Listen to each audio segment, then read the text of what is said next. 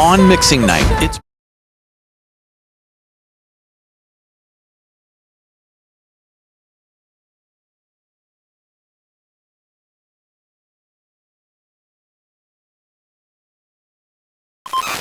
On mixing night, it's Pro Mixers Roundtable with Ken Lewis, featuring Pro Mixers Bainz, Teezio, Bob Horn, Preston Prizzie Reid, and owner of Naturl Audio, mastering engineer Andrew Rynhard. Join us as we discuss mixing and mastering, plugins, career paths, and more.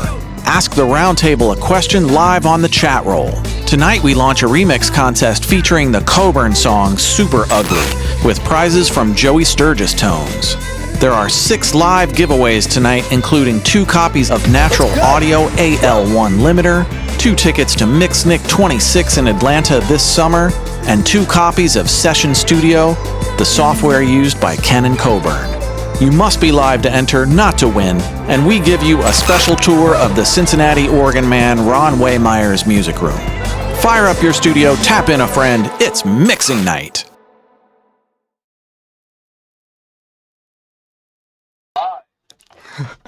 Welcome to Mixing Night. I am your host, Ken Lewis, here with Mazzy, the amazing studio mascot. Yeah, that's you, baby girl.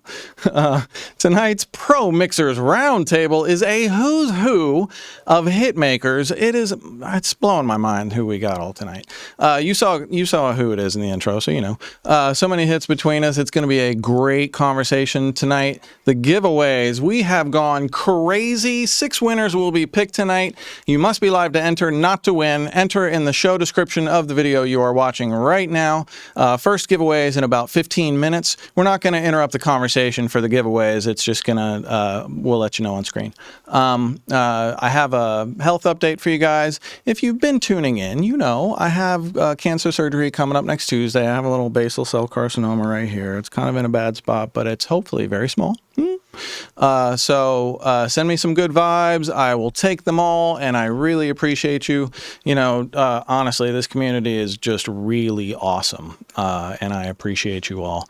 My surgeries should be small. They might not be. I think I'll get out of this easy, though.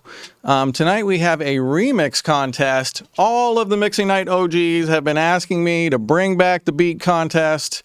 Man, okay, I finally did it. So we are back, baby. Artist and friend of the show, Coburn, has served up her single Super Ugly to be remixed by you all. Joey Sturgis Tones is sponsoring with a ton of killer plugins for the winner. Entry deadline is June 1st, 2 days before the June show on June 3rd.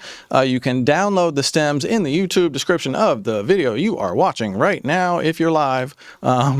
Well, actually, no, anybody can get it. And the remix rules are in the zip. Please read the remix rules. Simple stuff. I got to talk a moment about our incredible new delay plugin, Cascade. Listen up. If you are a professor or teacher of an audio program, professor or teacher, please reach out to me. My email is ken@kenlewis.com.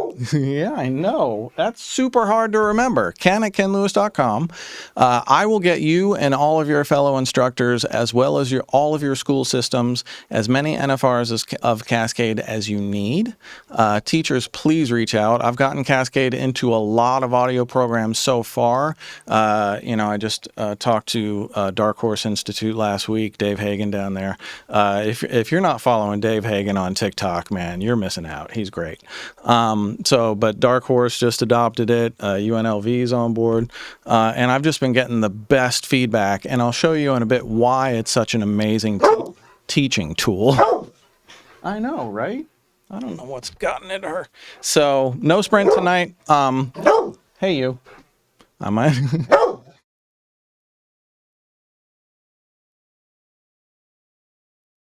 It's a little. She's a treat hound. She's never like this, except for mixing night. Okay. Anyway, Marcus Manderson is going to give you guys the best list of free plugins you ever saw in your life. We're already running behind schedule. The Pro Mixers Roundtable tonight is bananas. And drop your questions on the chat roll. Who's on the chat roll tonight? I got to shout you guys out. Ains Boogie, Ben Ellery, 777, Mrs. May Blue. What's up, May? Congrats on your album release. Nora Hayden. Nora, the Beat Challenger's back, baby. The Real Shakur, Naturl 9747, Josh S, 10%. Mr. Cellar Pop. I like that. Okay. Who else we got? Danny. What's up, Danny Mo? Hey, hush it. Chris Edelman. Hey. Who else we got here? I'm sure I'm missing somebody. Bob Horn Mixing. I don't know who that guy is. The fingers on the beat. Oh, your segment's coming up in a few minutes, buddy.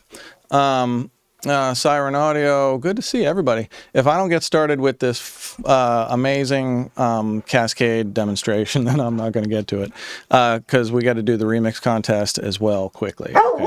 All right, baby girl. So I want to show you guys the incredible power of the randomizer. Oh, thank you.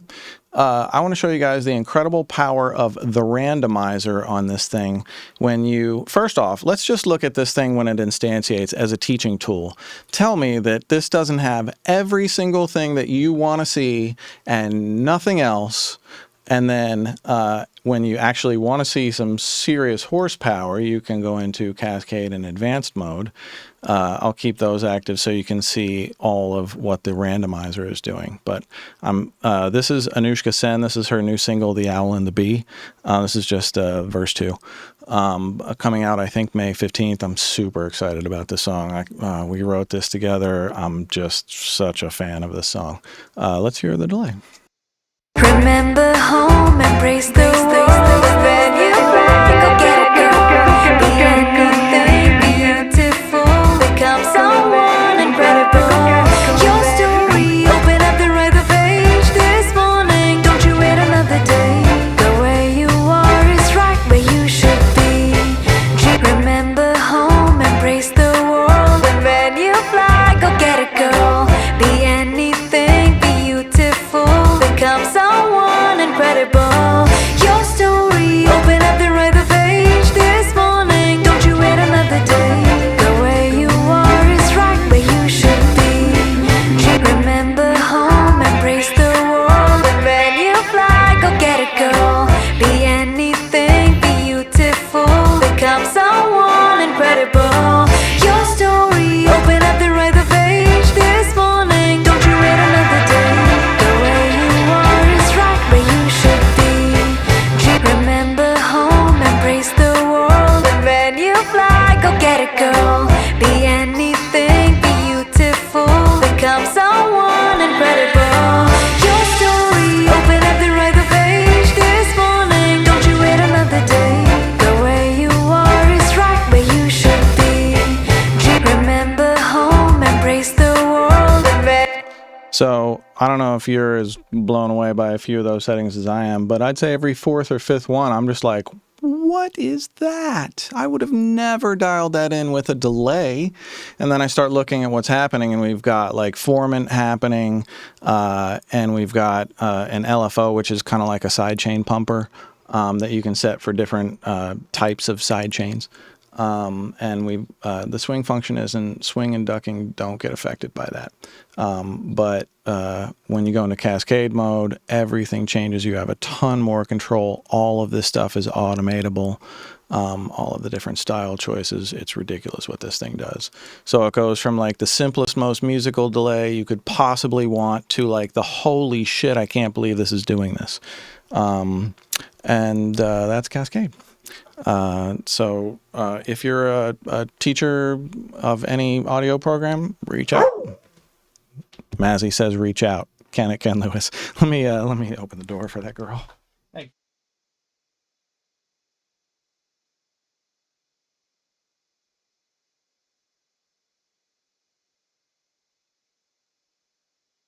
Jailbreak.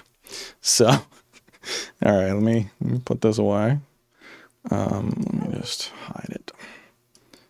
I can get rid of that. I want to go to Coburn. How best to play this, guy? Should I just play it on Spotify? Yeah. Spotify. So if you followed the show at all, you know who Coburn is, and you know how incredibly exceptional she is. Here she is, artist Coburn. Super Ugly.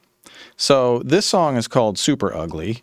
It was the first single on her whole. The album is finished. She's waterfalling it, and the full album's going to come out soon. To-do list drops May 20, maybe.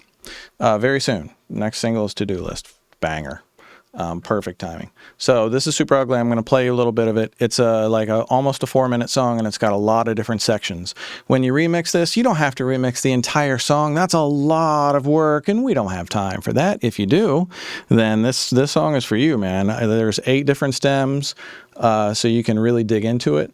But you can pick a section of this song, or the intro to the end of the first chorus, and just do a remix of that and just have fun with it. But use something from the original stems, make it something identifiable, but it doesn't have to sound at all like Super Ugly. So enjoy it, have fun, do whatever you want. Me and Coburn are going to pick the winners. The rules and regulations are in the zip. You can download the zip in the description of the video you are watching right now. Go get it. It is definitely, I would just download the stems just so you can hear, George Lever was the music, the instrumental producer, and he mixed it. Amazing. And I produced the vocals, and Coburn mostly wrote it. I had a little bit of writing on it. And let's hear it.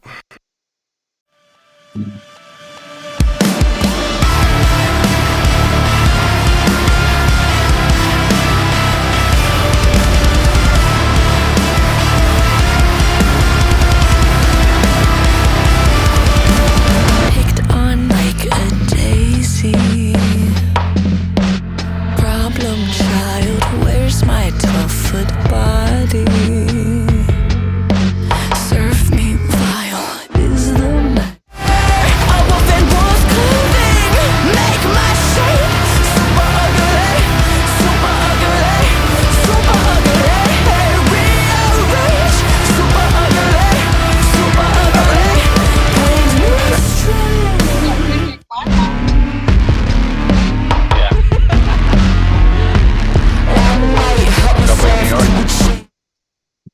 So that is Super Ugly. You're going to have a blast remixing that. So let us go to Marcus Manderson, Mixing Night Man of Mystery, and we're going to be back with the full roundtable of pro mixers. We'll see you soon.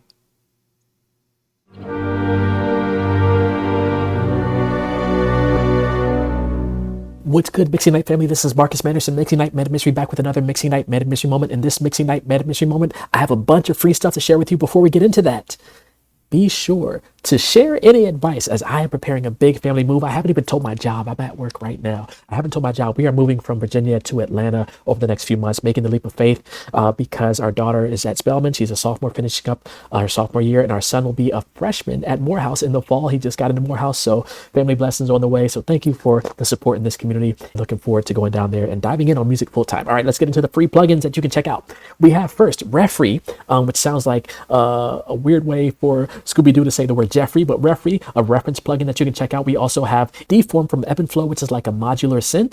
Then we have Moonverb, a reverb that you can check out from deadloop.fr. Then we have a fresh start for our plugins from Mannix. This is a plugin bundle that you can download for free from Mannix Squared. Then we have DAW Junkie with a free knobs effect processor, the happy accident. You have no idea what these knobs are doing. Then we have Desert Audio Polyfreak analog modeled synth. Then we have CRQL. I have no idea what that means. The frequency domain phaser from them for free. You can buy it for $0. We have a hybrid filter from Minimal Audio that you can check out. We also have Cosmic Audio Cosmic Suite, a one knob effects bundle. You can see some of the effects there.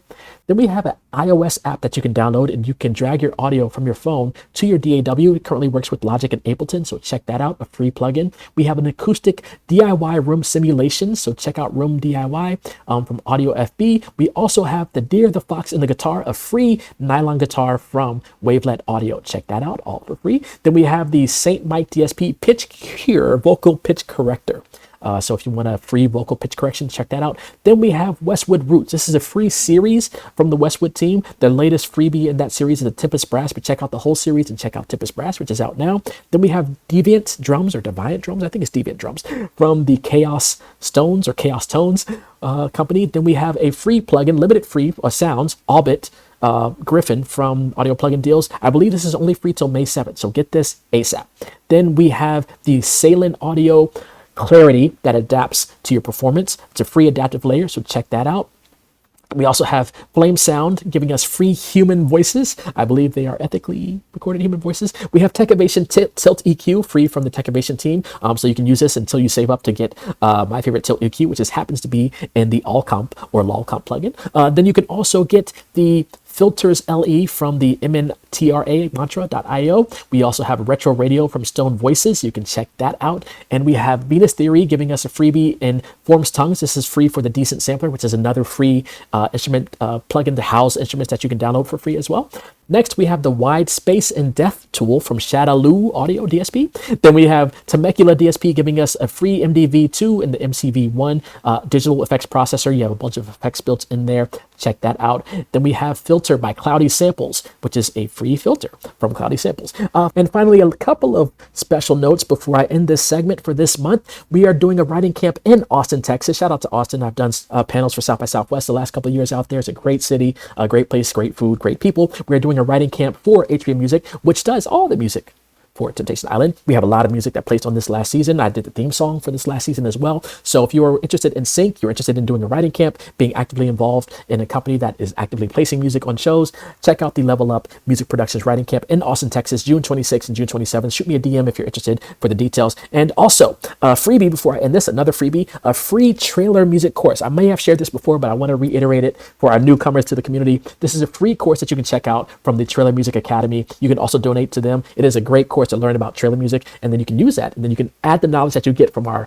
friend Michael Moss, the Trailer Music Boss, who also has a trailer course that you can check out, and put all this information together to build your trailer music journey, which is what I've been doing the last couple of years. And of course, all the links and plugins mentioned in this segment will be included in this list. Shoot me a DM if you want access to this list. And this is Marcus Manderson, Mixing Night Meta Mystery, with another Mixing Night Meta Mystery moment. Be safe and be well, everyone. All right, peace.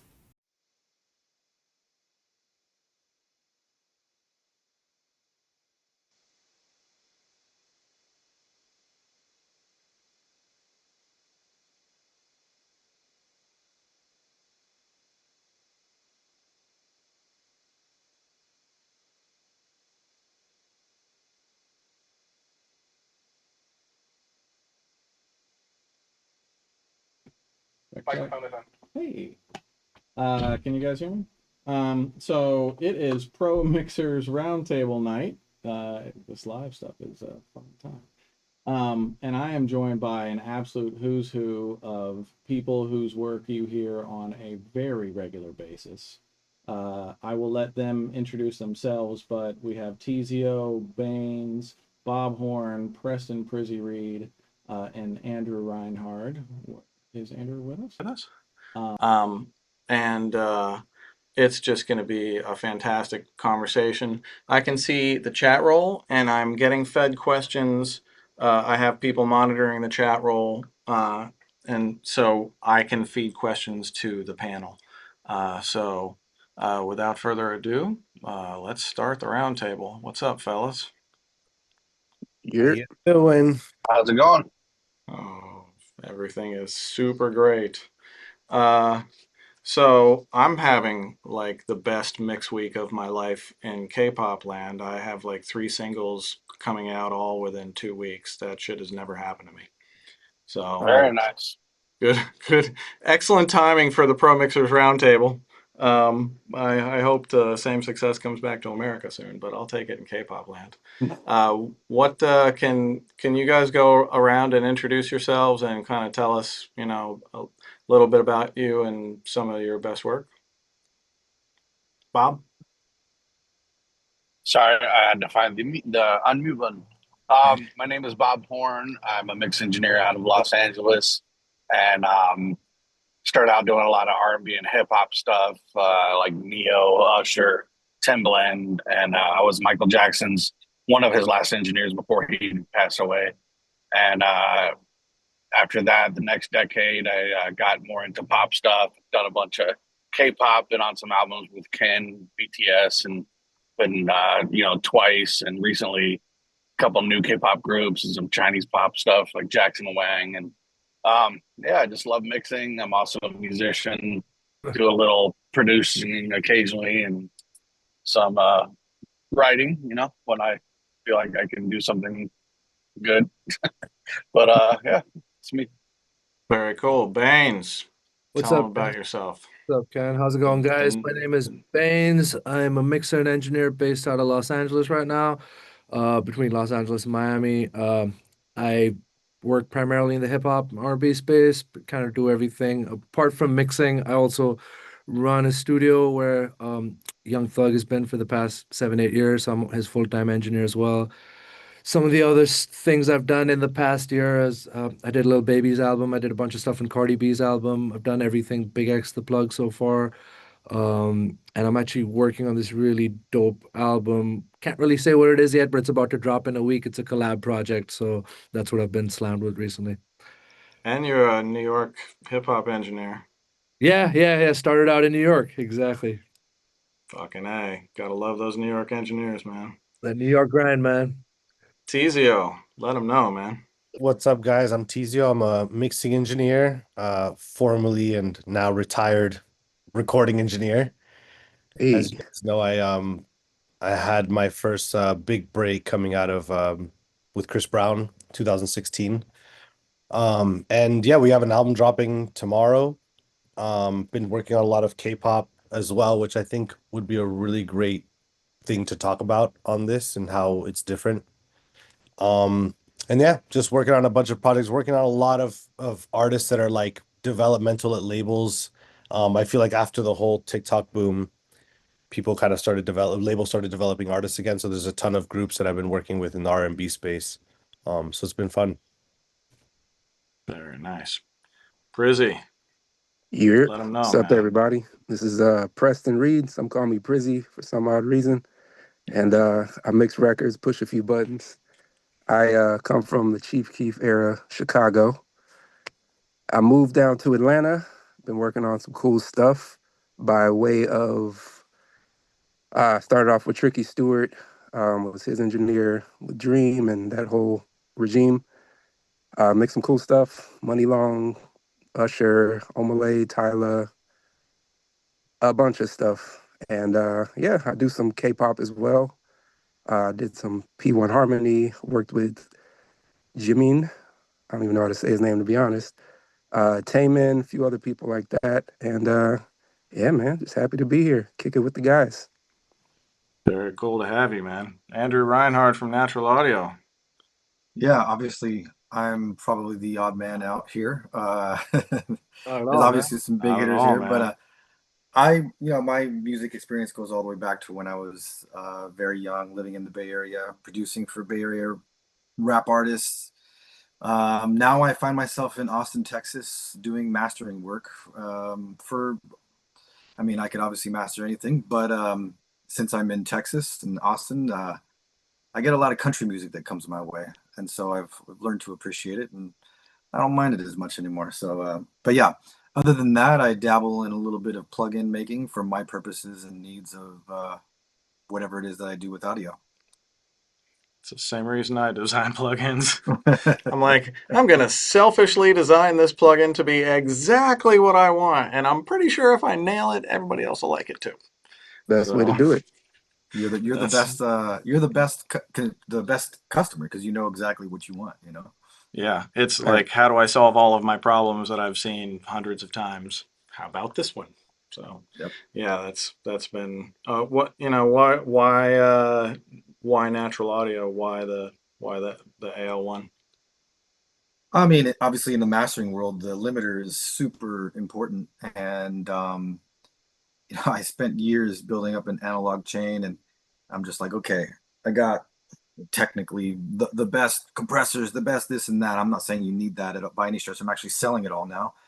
But at the end of the day, it was like, okay, I like everything that's happening, except the limiter is always a choice of compromise. It's always like, which one is doing the least damage and which one do I hate the least out of all of them? So I have 20 years of programming as well. I have founded another software company as well. And I just finally decided to put my music experience and my software experience into one and just say, I'm just going to create what I want to hear. Same for you, Ken. I mean, you're just like, I just simply want to build it for myself. And then slowly through the grapevine, people are like, yeah, Preston uses it. Oh, really? Okay, let me talk to him. Teezio's using it. Oh, wow. Okay. Yeah, Bainz, I just used it on a mix the other day.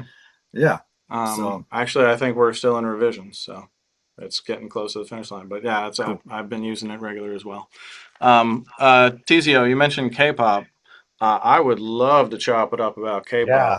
So there's something that I feel like we would understand that's like one of the massive differences as far as like mixing the record, right? There's obviously differences in business and those types of things as well. But the main difference, and I think all of us can agree, is this. When we work on a song here, right? So I work with a rapper, they send me the session, right? Typically, the session has all the plugins that they used, right? Everything is there, so we can use it if we want, take it off if we don't want, or see what's viable, what's not. Or we can also just look at it. Oh, the EQ, they're cutting here. Let me do it with my EQ. So we have the session, we have the sound is there, right? What happens with K-pop, I would say 98% of the time, is they get a song from a writer. Typically, it'll be a US writer. And the song will be in English, and it'll be a demo in English with tons of effects, reverbs, distortions, all these things, right? Now, when they say, okay, we're going to take this song, they record the song, but they never, ever on their end of things ever apply any of these effects, right? So what happens is this. They record the vocals, they're raw, right? They might have like some verb or something just for the recording process, but it's raw vocals that are tuned correctly.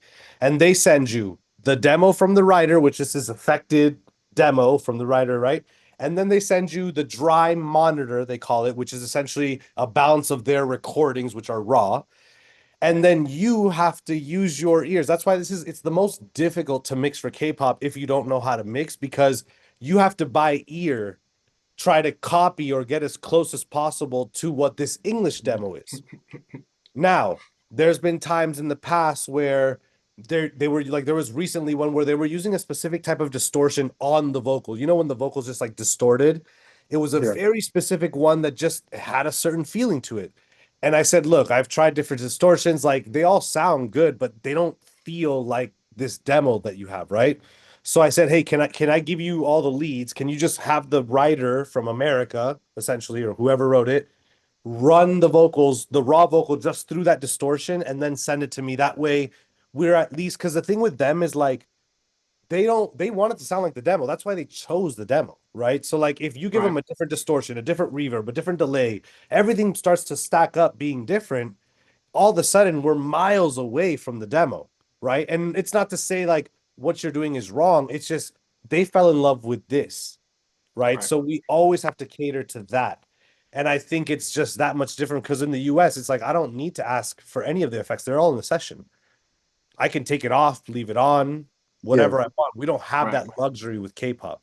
We have to do it here. I've never had that with BTS. Not once that I can ever remember.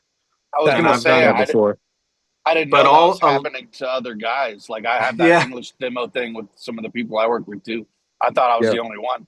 No, You got to reverse engineer the demo. you have to reverse engineer the demo. Yeah. It's like when it's a demo, like you don't even have an acapella. It's just a slammed bounce. Yep. So you're Yeah. kind of guiding, like, okay, it sounds like there's this much reverb. Sounds like it's a plate, Oh, you know? the end mix crescendo that I just did, I just went through this. Same exact thing. And, you know, they just love certain things about the demo that were like really distorting. Yo, I got So a you question had about to K-pop. pull the distortion out and fix it and still make I it got a- sound that way. Yeah. Ken, I got a question about K-pop. Do y'all feel like in K-pop they're not really big on low end? It Like depends. you find yourself depends having to on the like record. Not with my mixes. Yeah, bro. I'm No, I'm, there's I'm sought out for a low end specifically. So Really? I don't get certain K-pop gigs because I have too much, but then the other guys will call me specifically because I do. Yeah. So, yeah. Yeah. I've gotten rap K-pop gigs and they're like, it's the same shit. It's like that's why they've come to me because there's 808s and shit like that. Yeah. Yeah. Right. They, in my experience, K-pop, the Koreans have always come to me because they want an American sound. They want your sound. Right. And that's what it usually is. For all of us, right? Like They'll be a fan of a more particular record. They'll be like, oh, I like the sound of that record. They'll find out who did it, and then they'll be like, oh, we're a fan. We like this and that. That's kind of how it always right. So happens. the rappers go to Bainz because they're like, oh, he does Young Thug shit, and then like I get like an hyphen, which is basically singers. Or I mean, I would consider it to be like their version of like R&B mixed with like low end production. You know what I mean? But it's just funny because a regular mixing engineer would die if they didn't have like literally you get raw vocals and you get a demo and you just have to listen to it and try to get as close as possible. Yeah. This is where my history comes in really fucking handy because I was Kanye's figure it out guy for 15 years.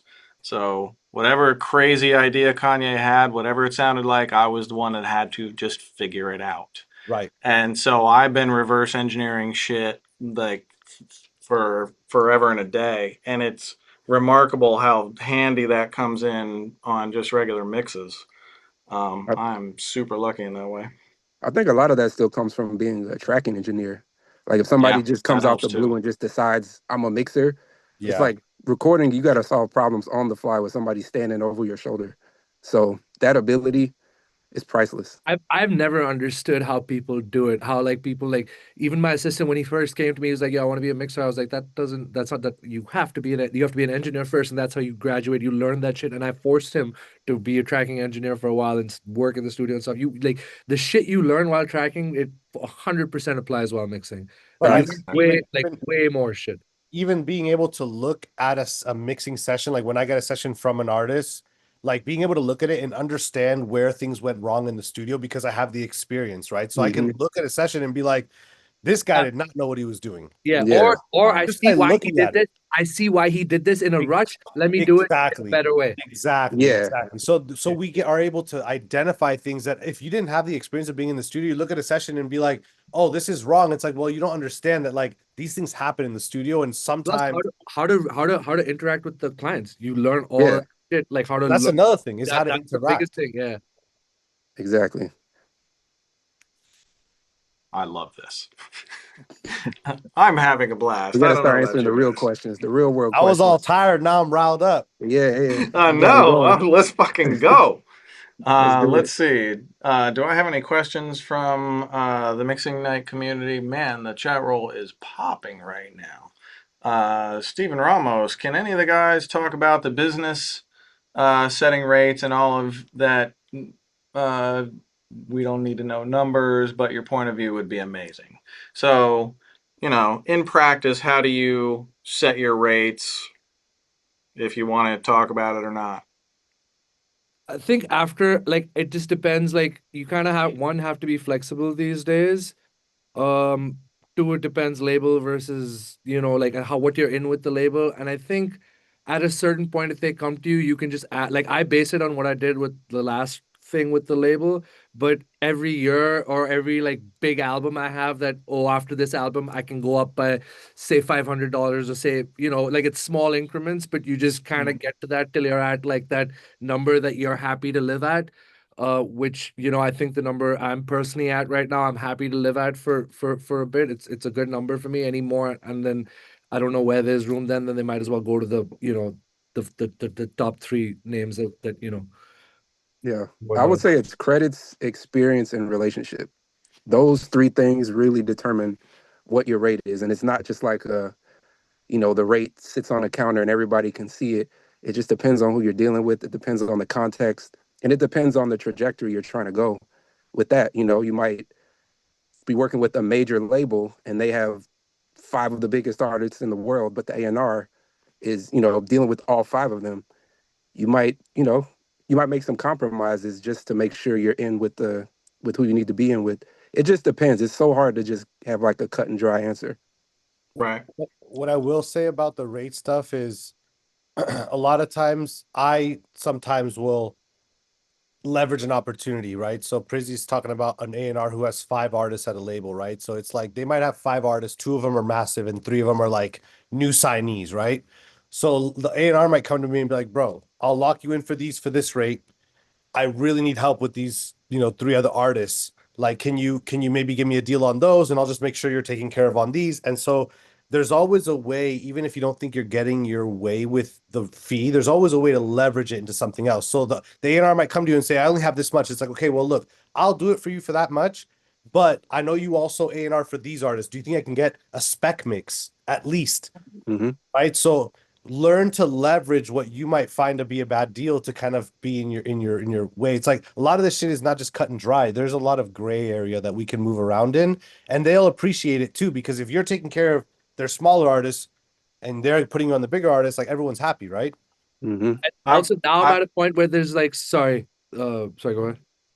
I would just add that I think the absolute best way to figure out what you want is to take your shoes off and walk a mile in the person's shoes that you want to do business with, and just ask yourself why, what do they want? What do they want from me? What can I give to them? What am I willing to give up to get this work? What am I not willing to give up to get this work? Now let me go talk to them. And so if you know where your red lines are and you know what your potential A, B, C, D strategies are before you get on that phone, then you have a much better chance at getting to a finish line that everybody likes, and you have a much better chance at avoiding a finish line that you're going to regret. I also feel if two things I wanted to add to that. There's other ways you can leverage things too. Like recently, there's a couple of like Teezio was saying, there's a lot of development, there's a lot of new development happening. So with this artist where I like the music, but they don't have the budget, I've started doubling up. So I get 2 points now. And I'll take the lower rate. But if I like the project, I'm like, okay, I want 2 points on the back end and I want the Atmos guaranteed and all that stuff. So there's stuff you can you just gotta negotiate and work. That's one thing. And the second thing I would definitely say is whenever you can get to a point, I did this very earlier on, because I personally hate talking numbers and figures with management, because I'm the creative person. So if you can put someone in between you and the client that handles finances and financial talk and negotiates on your behalf, they will always be able to negotiate a higher rate for you, and it'll make the management fee that you have to eat worth it in the long run. Yep. Let Bob jump in. Bob was about to say something. Part of what I was going to say is the point thing that Teezio just made. But also, I feel like if you have a long run of getting your ideal rate or close to it, just fluctuating a tiny bit, the more you might feel, at least for me, where you can be firm on the rate. And then if things slow down for an extended period of time, then you kind of slide up and down a little more and be a little more flexible, especially when you're mixing indies with majors. It's like you might get firm on your rate if you've gotten it every day for 3 months, and then some indies come in and you just turn them down because it's not a career builder and they're not doing your ideal rate that you've been getting for 70 days in a row, So yeah, I'm on Sound Better, and I treat Sound Better exactly like that. It's like, if I need more work, rate goes down. If the work is coming in strong, rate goes up. Other countries too, like some places in Africa, I actually get more in Asia than America, but it's interesting. It's interesting. Bob. Yeah, we all do. Yeah. All right, so let's move on. I got a great question from WTL Mix Academy. He says, "Hey guys, what are some ways to stop mixing with your eyes?" Come up as a tracking engineer as well. Close them. I don't know. I know someone that did something that pissed me off because I love having the screen. They would always do this thing with the screen. Bainz, remember Mike would do that? It's a Castelli thing. Castelli does it too. So basically when they're mixing and they don't want to pay attention to the screen, they had the setting on their Mac where they would swipe because they go in that bottom corner. It would swipe or something. I got that on mine They would too. go to the screensaver. I got that on And mine. Yeah, I that was a think Mike that Miller thing. Yeah. I think that's the best way. The best, easiest way is just to close your eyes. And I think closing your eyes actually does something extra than just turning the Pro Tools so you can't see Pro Tools. I think closing your eyes makes it so like when you have like you're not looking at anything, right? Your vision is just out. It almost enhances your hearing more than just swiping away from Pro Tools because you're still looking at the speakers and you're still looking. So I think closing your eyes is the best way. I think walking around the room also I was sometimes. gonna say that, like getting up and walking around. I'm a pacer, so I look Yeah. psychotic when I'm mixing. Like when I get towards the end, I start walking around. You see me all over the place, but I just want to hear how it feels in another room. I want to feel like, all right, there's a party happening in that room, and I want to join it. Like that's the feeling I want when I'm mixing. You I can also give it also, the out the door listen. Yeah. yeah. You can also use like take a break from using Fab Filter every day on every channel and use like some SSL channel strips just for practice, like or if you dig them, use them for real. But like just to use Yeah. knob EQs rather than EQs where you see the spectrum analyzer and you're looking at the line because when you pull that line down and you see 3 dB and it's like it looks like it's too much, but maybe it's not even enough. You just we definitely hear with our eyes, sometimes. Yeah. Oh yeah, that's what I'm a fan of. I'm a fan of things that just naturally promote that workflow. Another strategy that I like to use, and I'm going to preface this, I'm from a mastering point of view, but I'm pretty sure it applies to mixing. I will like physically look at where I want to see things in the stereo field, and you'll be surprised at how you notice things differently. Like if you look down, the bass suddenly, like you could see it, you can visually see it. So like you could use your eyes in another way, just not trying, like to Bob's point, you're pulling down 3 dB and you're like, oh, that's a lot, that's 3 dB. Sometimes I'm cranking 6 dB on something, even in a master. It's like it feels good though.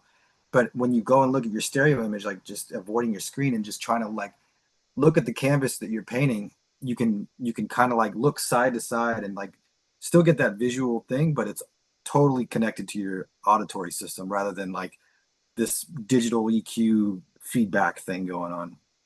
You I can think it's also super important. get older. You can get older and let your eyes go bad, and then you're not seeing it anyways. Just take your glasses off. You don't see shit. I just built a triple projection wall to get my mind off of the screen in front of me. So Bro, I got I this. just I love immerse that. myself Nerf like ball. on my beach or some AI shit, and that really gets my brain off of technical mode. What was that ball, Prizzie? Bro, I got this Nerf ball. I be dribbling this around. It's Oh, like nice. sensory deprivation. Like I just want to take my mind off what I'm doing. I mean, it's sometimes a stress ball. Depends on the client. If they're pissing me off, I had a punching bag down here at one point, but another conversation. Let's see. See if we got any more questions here. What time is it? When do we have to? No, we still got time. At the top of the hour, we're going to take a 2-minute break, and I'm going to do a segment on the Cincinnati Organ Man. This guy, I just did the craziest session of my life a couple weeks ago at this private residence, the estate of a guy who built pipe organs for 61 years. And he had a one-of-one pipe organ built in his own house. And he had like 10 pianos in the same room and a harp, and it was the craziest shit. Wait till you see this video, it's just mind-blowing. But I just thought that was like one of the most unique session experiences that I've ever had, and I was wondering what some of the most unique session experiences you guys have ever had. That's a good segue. I think for me was Donda, like in the stadium. That was. I don't think anything will ever top that. Like that was just a crazy time. Man. Bob Bainz?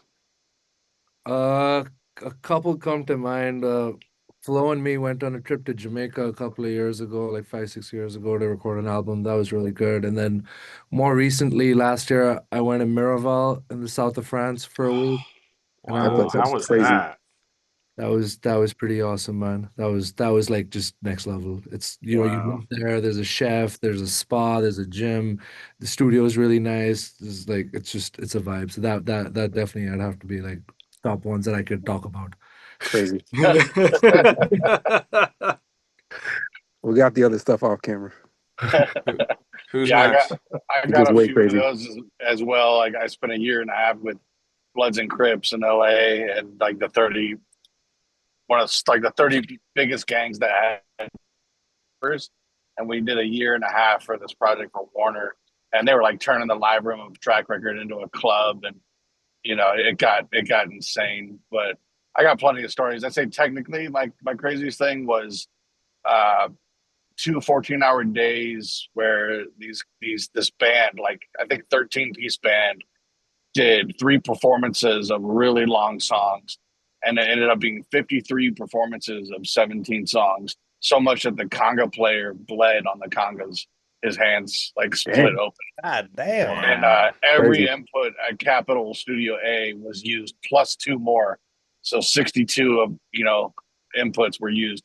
And this was far back enough when I hit the space bar to record on Pro Tools, the beats ball would go for like 10 seconds before it actually dropped in to record, because every track was armed 60 inputs. It was crazy. That's fun. What about you, Teezio? I guess I got 1 or 2 of these vibes. I went to I used to work for a guy named Lewis Hamilton, who's a Formula One race car driver, and he was doing music for a few years, and he was basically flying me and like Boy Wonder and Vinyls and all these producers and writers to the races. And one year we went to Bahrain, and people don't know this, but Michael Jackson used to be really close friends with the King of Bahrain, or the Prince. And they have a studio that was built there specifically for him when he left the United States to like run away from all the shit that was happening in like the early 2000s. And he was there for like a year just hiding out in Bahrain. And so when we went there, the king let us essentially use the studio to record with Lewis. And it was basically like Michael Jackson's personal studio, and very few people had used it in between because it's like on the king's residence. But that was probably one of the craziest things. Like as a recording engineer working, in San Fernando Valley, you would never find yourself like in a king's palace recording. So that was probably one of the craziest things that I'd ever done before. That's crazy. All right. What else we got? Do we want to talk about AI or not? I feel like we're all doomed by it, but we're all high enough level that it's not going to really affect us, but everybody coming up. Has anybody seen any of the AI mixing tools?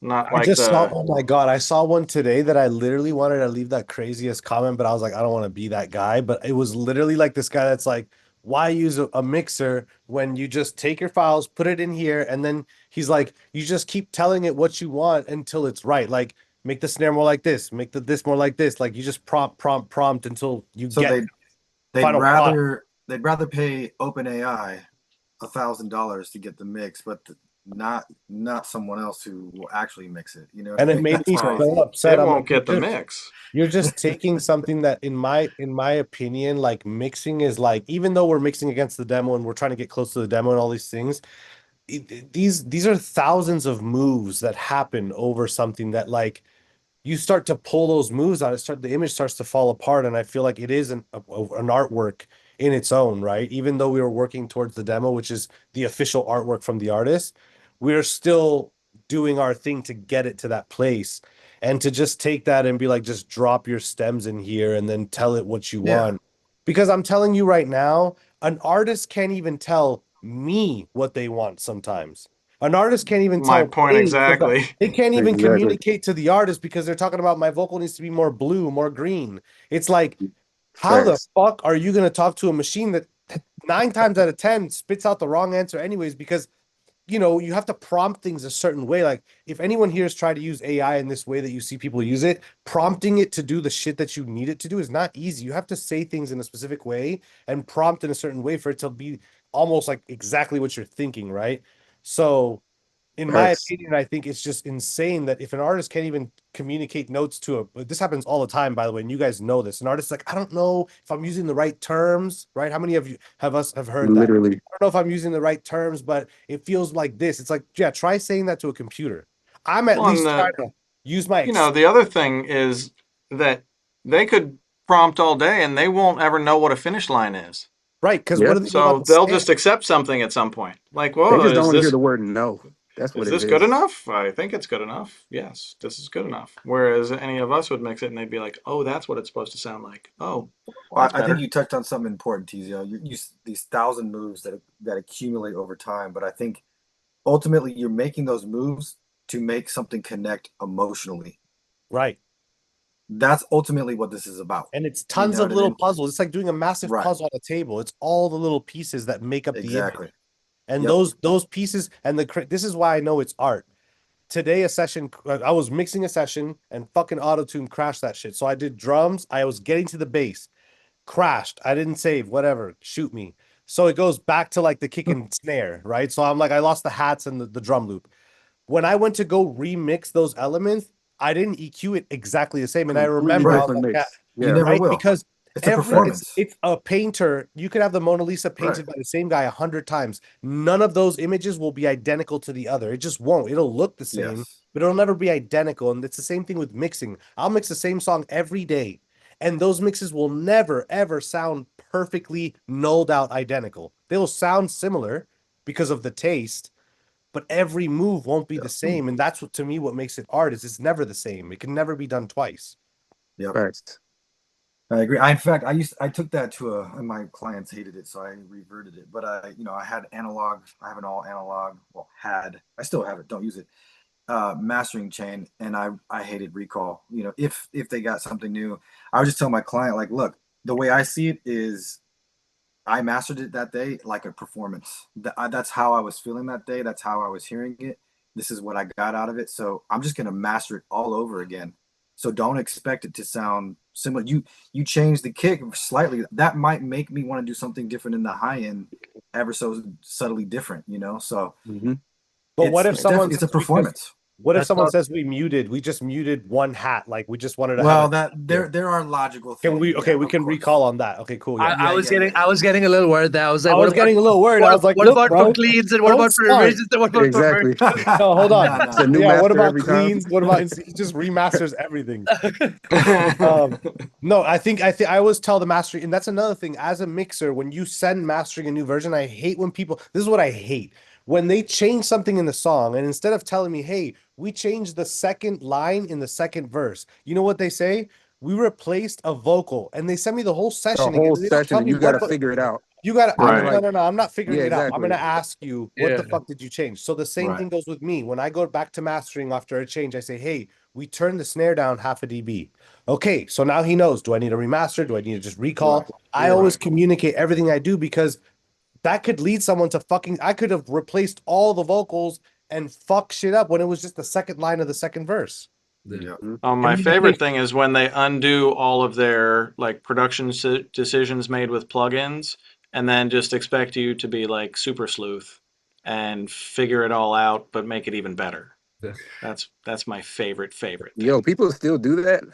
Yeah, Like, Oh my God. I haven't gotten that, and at least, well, no, that's not true. I got it like last month, but I'll call him and I'll be like, yo, I know you distorted these purposely, but go and distort them again because I'm not explaining to the artist why the stems are cleaned up because you thought I could do it better, but I don't have that dirty clipper you used in the first place. no, they're I mean doing it that's in a whole FL. conversation when people are trying to sabotage the session because they couldn't get the mix. Oh yeah, Bro, it's the worst. yeah. And you know what I do? There's You know a what I few. do? I'd be telling the manager, yo, Nah. this guy's an asshole. Yeah, Yeah, no, there's a few engineers that are notorious for this. Like I'd get sessions from a really, really big artist. I'm not gonna name him, and it would be a DMG compressed file. You unzip it, and it's literally audio tracks. They have removed auto tune. They've removed Bro, everything. Wow. I'm like, yo, I need to figure out the auto tune too. That's bro. whack. So Yeah, my That is my super whack. Dicks. my trick for that, because that's happened like 3 times this year for me. My new trick is I contact whoever is hiring me, and I say I'm not mixing this until it comes to me sounding like the rough. Yeah. I will deadass have my assistant send them the bounce. I'm like, hey, before you prep it, Yeah. bounce it, send it to them, and say you listen to it. Yeah. If this sounds the same, then I will mix it from here. And every time they're like, all right, let me go find who recorded it. Bro, exactly. They think, oh, it's just crazy to me. It's crazy. That's some hater shit. Yeah, because then the artist thinks we fucked up. That's- The artist thinks we fucked up the mix, and it's like, bro, Yeah. this Right. guy literally. Exactly. Technical segue. So I've been doing revisions all fucking week. And it's like me and the mastering engineer, we have this thing where like Laporta like hear my shit and he'll make small revisions, and I kind of had to push things further than I would, because when the artists and all came in, they were like kick louder, bass louder, and like all these things, which it's hard to do, you know, when there's like 5 people in the room and producers throwing things at you, setting Mhm. on them. So like kind of hit headroom, and I was doing revisions, and I have this kind of fail safe on my mixing, which it's my drum bus. There's always a limiter on there doing nothing. Like it's literally just to handle the peaks and shit. And I've swapped out like my main limiter for the AL1 and stuff, and like that one is just, it's been a Pro L2 because it's low latency. It's just always been there, and it's not really doing anything. It's at 0. So when I was doing revisions, a quick swap I did, I was like, yo, I've never even thought to do this, but I started swapping that out. And it was weird for some of, because of where it is in the session, it has to be low latency. So it can't add any latency. So like for some of them the preview worked, for some of them the regular one worked, some of them I could oversample, some I couldn't. But just doing that, all the drums got so much punchier, and it was exactly what we needed. Like it was crazy. It was like that's just one little fix, and I was like, wow. And like I hate that I've admitted it, that I have a limiter there, because I shouldn't have a limiter there, but it's literally a fail safe that's been there for years just to help, when I get a bit aggressive. And just doing that, the transients came through so much. And Andrew, I was actually gonna call and tell you that like me and Joe had this crazy conversation. I was like, dude, I've figured it out. Everything's gotten punchier with like a limiter that's not doing anything. So I like just had to put that out there because it just Crazy. happened yesterday. Hey, Sweet. I'd love to hear more about it offline. now we talk about it online. People need to hear it. Preach the gospel. Yeah, I was like, no, we gotta talk. We gotta throw some technical shit in there. Hell yeah. Yeah, I mean, let's dial up the nerd shit. I Anybody- want to say some bullshit I endured yesterday. So there's this group that I'm working with, and they have the producer's an idiot. Lost the Session has a 2-track, right? And the 2-track is distorted, the 2-track instrumental they recorded to, right? So I told them, I was like, I'm not gonna be able to. I was like, normally I would try to use a 2-track, but it's so blown out, it's not even worth using. The co-producer, which is why I was extremely scared. The co-producer called me. He's like, can't you just turn it down? Oh, And you know what I did? I was on the phone and I was just going like this. Like, obviously I can't turn it like I don't if you understand signal flow, but he wanted me to turn the beat down to make it not distort. And I was like, bro, this guy's really an idiot. And he's a producer. I thought he was gonna hit you with just use the stem splitter. Well, no, that's the Oh, thing. That's man. the thing. This is where he tried to get over. He sent the 2-track. I told the manager, I was like, look, it's a 2-track. We're not going to be like Atmos is going to be whack, whatever. He's like, all right, no, we can't do it anymore. So he calls the producer. The producer is like, I found the stems. He sent me AI splitted, just drum, bass, and Oh, music. God. And I found called the the stems is manager crazy. and I was like, he just AI split it. He's like, no, he said he found the stems. And I was like, dude, this guy's robbing you guys blind right now. He's literally, you don't think I can look at this shit and tell you right away it's fucking AI? Like it's ridiculous. The guy was trying to get over on them, and we ended up not using the song because they didn't want to use it without stems because they have to perform it. They have, like, it's not just like, you know what I mean? Yeah, It can't just be a 2-track, it's a compounding issue. Yeah. right? He cost himself a placement. He cost himself a Exactly. placement. When did 2-tracks become popular? I remember when I was producing in the Bay Area, recording Man, artists. it's hard to get stems, man. When Sometimes when it became too easy to make fucking music is when it happened. Yeah, I shouldn't I be remember making back in music. the Started day, making music. You everything had its own track. That's just and if you didn't have it that way, then I feel like the laptop era, so like 2008 when soft synths started becoming popular. Yeah. You know, And people Yeah. realized they could bounce and then upload to Spotify, or not Spotify, sorry, to SoundCloud. SoundCloud Or YouTube or whatever. It became, and Yeah. it became like this. There was a music business where everything got mixed, everything had stems. Then when it became accessible to the average person to be in their bedroom, they had no Yeah. money to pay for a mixer. So that's when they started to push out unmixed music, there's- stuff that just came out with real laptops. world situations though. In a real world situation, so okay, all of us, we're Now engineers. it's spilled into it, especially in the rap. We've spoken about tracking. Especially. We've spoken about all this. We know about file management and backup. You can ask me for a session from 10 years ago and I'll have it. Yeah. These guys, they have a laptop with Fruity, a Windows computer. Now that's going to crash. I'm dealing with Right. some shit where I've just gotten a project where all these songs are from 4 or 5 years ago. Luckily, this producer is good enough. He has the spare laptop and he was able to get me all the stems. But 9 out of 10 of these kids are not going to have a laptop from 10 years Yeah. ago, which Yeah. is not backed up. And also, those are like the real world situations. Sometimes it's just stuff that's like out of, whatever, and it doesn't happen. sure. Sometimes the artist specifically on the producers, like we're just gonna 2-track this, and like there's a lot of these Atlanta people that will like specify that that's what they want to do, and then when they come to me with that at this point. In the past, I'd not fight it, but now I'm like, I'm not going to do it. And then the artist will be like, no, get him what he wants. The manager will be like, get him what he wants. So Bro, you the gotta bar is fight so for it. low. There's The bar actually a is good so low. reason. Me and Bainz found out about a really great reason why artists end up actually liking the 2-track, and it's this. When you get that over compressed, over slammed 2-track that the producer makes for the artist to record over, that track, because it's had very little dynamics, it's got a certain pocket that the vocals go with, right? And then when you get the stems and it's punching hard, you almost fuck with how the pocket, The and rhythm that's what changes Bainz and a I bit. learned. Bro, The also pocket the was fact that it's different. an MP3. The fact that it's MP3, when you record over it with like a 251 or a C800, you're sitting right on top of that beat.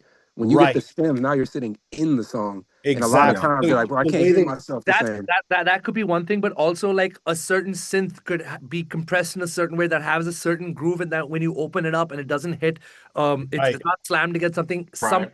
Like when they were writing, they might have picked up onto that one melody, and that's how they wrote it. So every time they hear the Right. demo now 500 times, they've got that reference, and then they don't know how to fucking explain to you that that's what it is, and that's what we Right. had to figure out by like doing all this shit. We figured it out though. It was It's always when it's a really bad tracking engineer that has done really bad things in the tracking process to fuck up the rough. 100%. Every time. 100%. What you can do, because what I started doing is I didn't want to use the 2-track still. So what I do, I just started over compressing and overdoing all the stuff that I would normally do to Right. get closer to the 2-track. Even though in my mind I'm like, that's wrong. I would rather hit it harder, but I know that I'm not getting approved. That's the other thing is like, if you're not getting Right. approved, doesn't matter if your decisions are right or wrong. You're not Give getting them, give them what they want. That's Exactly. what you have to learn. So I'll go one layer deeper with this in that one of my main skill sets for Kanye West and others has been sample recreation. And a lot of times it happens because somebody sampled something and they may even have the sample stem, but they have absolutely no idea what they sampled, what the source is, and they can't get it cleared. So they'll send it to me and have me recreate it from scratch like a mirror. Yeah. And that's happened a lot of times where they're like, and there have been times where I spent 30 minutes sleuthing and found the original source and they just never bothered. I was just gonna say, So, haha. Teezio, remember we spoke about this years ago? You know, every label has that one guy that can just listen to any song and be like, that samples from Yeah. there, that samples from that. Oh God. That's So- crazy. Like so- that's crazy to me. Yeah. So with So, Cypress, but I Does feel they like- have a right walking now, right now, I want to go to. I want to give us all like a 2-minute breather, and I want to go to this segment on Ron Waymeyer, the Cincinnati organ man. I just did a session at his spot 2 weeks ago. Absolute magic. That place is incredible. So you guys take a breather, don't log off, and we'll see everybody back in 2 minutes.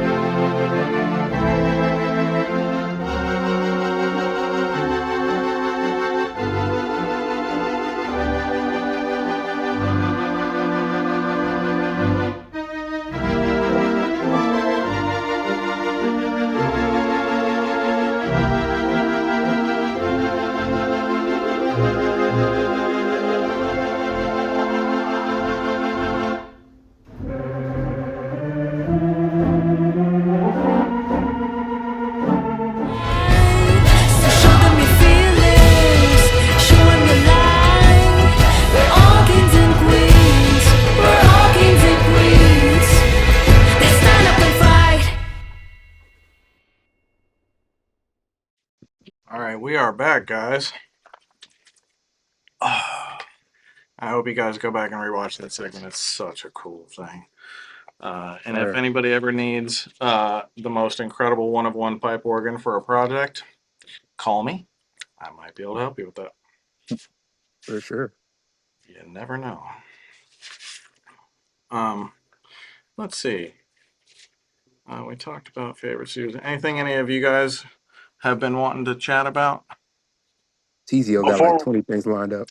Nah, I'm lined up. Hold on, let's touch some subjects and see how I feel about them. Go ahead, Bob.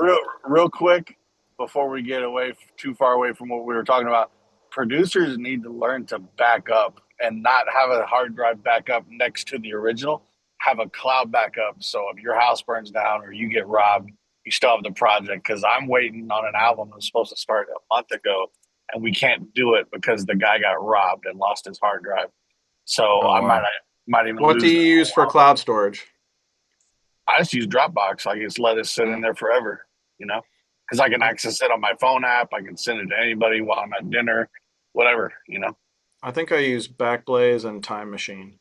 Backblaze is cool too. I got like 7 stages of it. Yeah, I don't really want to talk about any of the ones I use because some kid is gonna try to start hacking them. Yeah, exactly. but yeah, it's not Dropbox. That's for damn sure. Yeah, producers just refuse to back up. One quick little funny story was in the studio with I won't say, but the artist, someone had the producer had the album on the MPC. It was not tracked into Pro Tools yet. The maid came into Brandon's way, unplugged the MPC to plug in the vacuum. Entire album gone. But we had two track roughs of it. And so for 3 days we had to recreate the album sound by sound. Like, I think that patch had a little more chorus on it. Wait, yep, that's it. Okay, no, that's not the right figure. That's my personal hell. That's like a movie where like he shows the maid unplugging it and it's like everything's gone. Yeah, exactly. It was exactly that. Crazy. They just don't care. I think I don't even see producers with hard drives. Sometimes they just have everything on. It's just on their laptop. So if they lose a laptop, their whole catalog. And another thing too is people need to stop leaving shit in the car. Why in your life would you ever leave anything in the car? I don't leave anything in the car. You know how many times I've heard? I can't get you those times. The police got that laptop. Exactly. Oh, wow. I like the one I got twice already. Is the producer's in jail, so we have to use the 2-track. That's my favorite one. That happened to us on that album. I remember they were like, yeah. But it happened to me recently too. There's like, found it, bro. He's in jail, and I was like, how much time is he doing? He's like, way more than on the album. Just dropping it 2050. Damn. Yeah. And that's the only time I really was like, well, look, I'm not gonna get mad because what am I gonna? The guy's already in jail. Like, I can't get mad at the guy. Like, fuck, bro. He's already cooked. Already bad. Man, that's awful. So a lot of our viewers are audio program students. And I'm wondering if any of you guys have any sage advice for this very, very difficult industry that these kids are about to be trying to enter. Find Doc Brown and go back 35 years and then get into the industry. Oh, would that I could. It was fun back then. Yeah, that's a tough thing to answer, to be honest. Yeah, I don't even know where to start. I mean, for me, I know that there is still a lot of validity in getting in at the bottom rung of a top tier studio and outworking everybody else, having a better attitude than everybody else, staying focused, getting allies, keeping your fucking mouth shut and helping the people that you want to train you and doing whatever it takes to survive and grow there, and you'll probably be the next guy there. And so many people are like, well, how do I get major label credits? Well, if you don't put yourself in the jet stream, it's not going to come to you. So you got to go to it. That's how I do it. I say be multifaceted as well. Like, if your focus is engineering, that's great. But, once you get a little breathing room, learn other stuff as well. Like be more valuable to any client, whatever you can do, whether it's like a little bit of video editing, a little bit of programming, play an instrument. Like, I feel like that stuff helps you mixing anyways. if you want to do Yeah. mixing, but Yeah. just be musical. That's what we're doing. We're doing music, so be more musical in some way. Don't do the I bare minimum. I'll push that even further. That's kind of what comes to my mind is that I think you need to find a way. Unfortunately, it's becoming increasingly more obvious that you need to find a way to kind of feed yourself outside of music, and you have an idea for something else entirely that could fund everything that you want to do in music. I would say not to shy away from that, because my whole life has been about music, but I've chased after other, this is the second company that I founded, and it's funding everything that I can do around music now. And I think with AI, and to Bob's point, like constantly trying to learn even outside of music, turn that into a way to make some money so that you can say no to certain clients and say, no, I'm not going to do that mix for whatever low ball offer that is. That power to say no, I think, is in your hands, and you have to figure out what that means in your life. I don't know what that is, but figure that out, I would say. I think a lot of it is also like reverse engineering. Like that's a true art. And by that I mean if you find somebody you admire, where are they? Where do they work? Who do they work with? And try to put yourself in that pool. Like all of us either live or have worked in big cities. Like that, it just is what it is. And maybe now with the internet, there's more opportunities, but there's a reason why LA is LA. There's a reason why New York is New York. There's a reason why Atlanta is Atlanta. And I don't know if I'd be in the same position if I lived in Oklahoma. So that's not to say just up and move, but it's something to consider if you're trying to get in the game. It's a much harder climb. Yeah. And it's a hard climb already. It's a really, really fucking hard climb. So to saddle yourself with more. Yeah, it's for me, I feel like the way I was able to do it in my early 20s, I'm 35 now, but when I finished working, I started working for Juicy J when I was 18, and it was just the right moment. He needed someone new because he had fired his other engineer, and I came in at the right moment. But after that, you would think, oh, he worked with Juicy J, and this is at the height, right? He had won the Oscar in 2006. I got with him in 2008.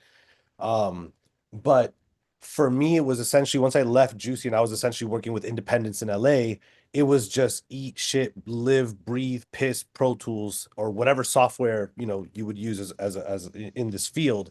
But it was just that every single day. I'd wake up and it's like, yo, are you guys having a writing session today? What time is it at 2? Okay, cool. All right, bet. And then boom, book another one for 10. And it was just like my life was devoted to anything and everything that was working. Because guess what? I had no money to do anything else. I wasn't going on vacation. I wasn't going out to take girls out to dinners like we do now at this level. It's like you just only do that and submerge yourself in that, and opportunities will come. And to be honest, the biggest opportunities come from the smallest, dumbest things. That's what I've learned in my experience, is that some of the greatest opportunities that I've had have come from things where you might overlook it on a normal day. That's a great point. Caught you on that day and you did it, and that led to you meeting, like, for example, like one of the things, there was this Ava Max thing that I mixed recently, her first record from the album. And from that, I had just done it. I didn't know. I was just like, whatever. And from that, I got this massive project from this other producer. And it actually made me and the producer connect to a level where he's like, bro, I need you mixing all of my shit from now on.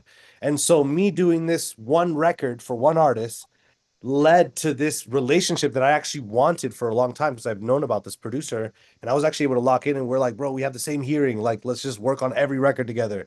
And that wouldn't have been possible from one, so it always leads to that. And that's why I took every opportunity. I never said no. Unless I was in a session, I was never going to say no to anything. 2 a.m, I'll be there. Right. Yeah. Like sounds like me 1,000%. Exactly. That's the only way to make it in this business. This business is so hard because there are no rules. There is no HR department. There is no, oh, you'll get in trouble if you do that. I've seen people get beat up in the studio, like the engineer and the artist, and no one says anything. No one can do anything because there's no fucking, it's the wild, wild west. Yeah. So you will get fucked over. You will get discredited. You won't get paid.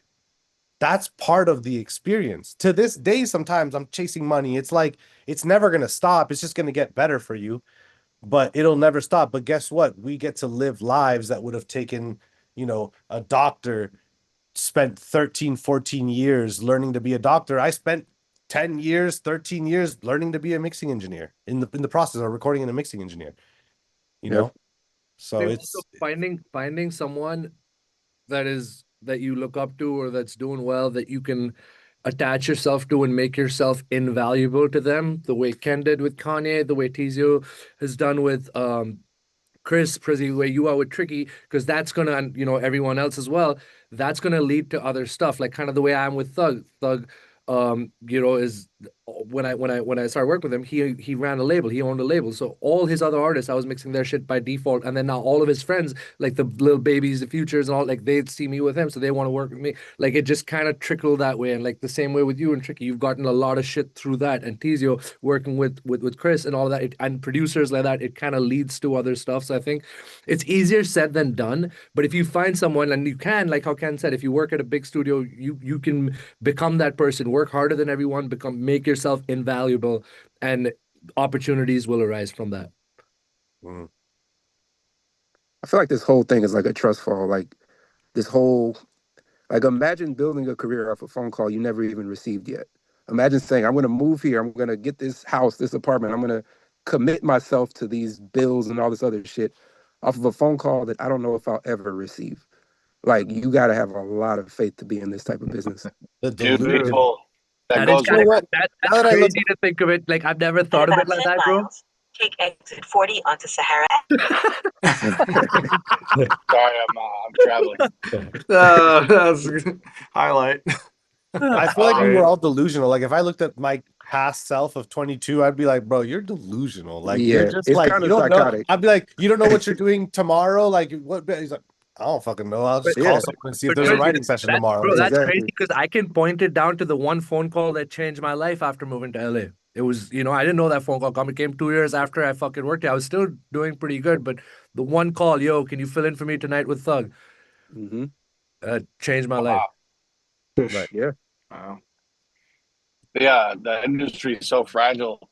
I literally have been mixing and people talking behind me, managers and A&Rs, and I've heard writers and producers lose $30,000 gigs that they didn't even know they were about to have. Like, let's use so and so. Okay, I'll call them. No, second thought, let's not use Oh wow! Just All playing the with people's time. lives right there. it. That's how it Yeah. is. And that's why relationships matter, because you don't even have to be good. You just have to be Yeah. liked. Yeah. You know what I I mean? You think have Like, to that's be the good biggest enough. you have to be Good good enough enough. I and mean, I would liked. say all of us are relatively there. It's just like who likes who and who has a relationship with who is what it comes down to at this level. Yeah. Right. And none of them really intersect. Like Bainz has his world. I have my world. Ken has his world. Prizzie really has his world in Atlanta. So it's like our shit doesn't really intersect because it's big enough for all of us. And You know when what it I mean? does, it's great. We work on stuff And yeah, we together. work. Me and Bainz work Yeah. together all the time. Like it's not. It. I feel like Ken, you'd be the one to be able to speak on this the most. But like back in the day, engineers used to beef, right? Like back in the prior to 2012, maybe 2009. Like It was not about. It was very cutthroat. not beef, but like you guys wouldn't be like hanging out and shit. Like I feel like everyone kind of had no one wanted to give secrets. It was kind of more. They were definitely the guys that wanted to keep their secrets, but I've felt like for the most part, I got to see my friends when I would work at like Hit Factory or Electric Lady or a multi-room quad or something like that, where there was other rooms going on. My first question to my assistant was, "Who else is in the building tonight?" And that was the only time I got to see my friends. Right. So right. for me, like the old school experience for me was fucking great. Actually, talking about reconnecting, I hadn't worked with Kanye over like a 2-year stretch. I just hadn't heard from him, and it was out of sight, out of mind.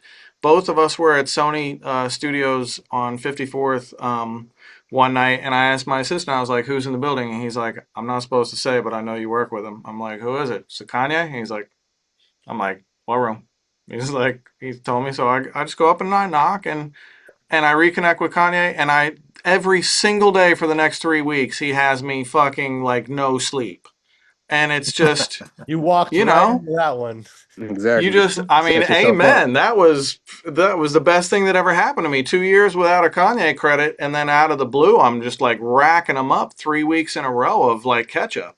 So, the relationship building and staying in touch with the people that you want to be working with, which I've always been complete shit at.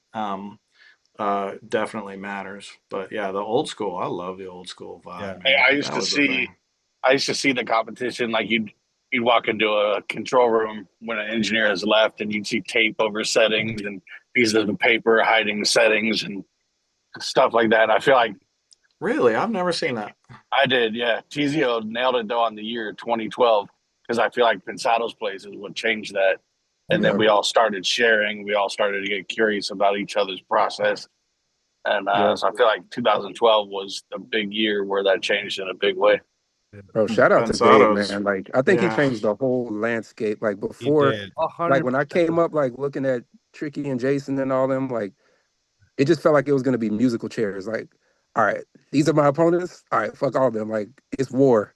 And I mean, I guess is that from a competitive standpoint, but bro, we've all been in those situations to where, like, Teezio, remember a couple of years ago, I think I was working with, what was it, Ryan? I was working with somebody, and you hit me, That and you're one like, guy yo, that we had both mixed. yeah, and you're like, yo, what the? They gave me the album. I'm like, well, I'm sitting here with him right now. He just gave me the album, but Yeah, we can have this conversation. It's yeah, like, because we didn't care, because it's obviously not you. That's the thing, is we have a sense of community. Like, all of us are friends, and to be honest, that's why we all last, to be honest. Because, like, for example, the other day, this guy's like, yo, want to do this thing with this album, but we have a feature, and that feature is someone that Bainz works with. So I was like, hey, on this song I have to co-mix it with Bainz. I told them up front, knowing that this artist only works with Bainz, because I wasn't gonna sit there and be like, yeah, I'll do it. I'm like, this is my friend's client, so we're gonna mix it together, but don't worry, we'll figure out the rate together.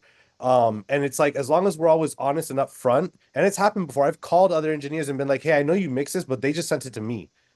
So, and then usually if you're upfront, no one's gonna get mad. It happened to both of us, and we literally call each other. We're like, dude, they sent this to me. They sent this to me, and we're both like, cool. Like, it's literally happened to like the two of us. 100%. But because we call each other and we're honest upfront about it, that there's no reason to get mad. Now, the problem is if time goes by and then someone finds out and you're not the one that told them, then they could feel like, damn, that's the person I work with. Like, why would you do that? But if you're upfront about it, and that's how people have called me, I'm like, bro, just do it. Like, thank you for calling me, but just go ahead and do it, because me inserting myself is just gonna, look tacky at the end of the And day. it just makes it awkward. Like, it ain't that deep.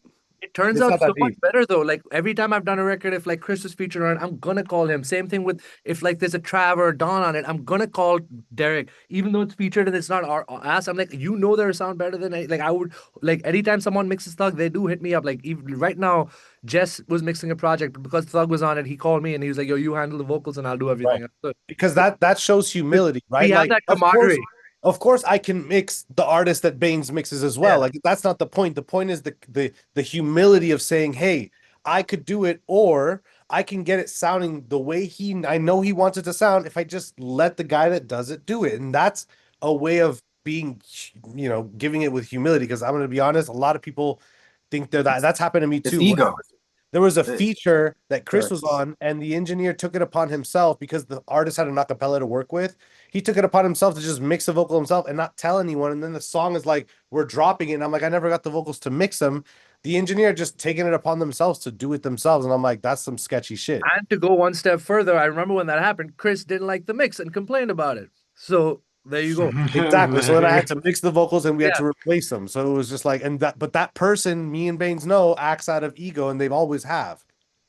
I think the best takeaway from all of this is, if you're always doing good business, then you never have to worry about doing good business, and you always spot bad business when it's coming your way. And like for me, I remember the first several years that I worked with Kanye West, he had no idea that I was a mix engineer, and I thought he knew. And one day I'm at Right Track 509. Recording strings for Mariah Carey, and then we mixed that night in that gigantic ass control room. And Kanye kept hitting me because I was supposed to be at home working on the Blueprint 2 for him. And finally I call him back and he's like, yo, where you at? And I'm like, I'm at 509. What are you doing? I'm mixing Mariah Carey. What do you mean you're mixing Mariah Carey? Well, I'm a mix engineer and I'm mixing Mariah Carey tonight. What do you mean you're a mix engineer?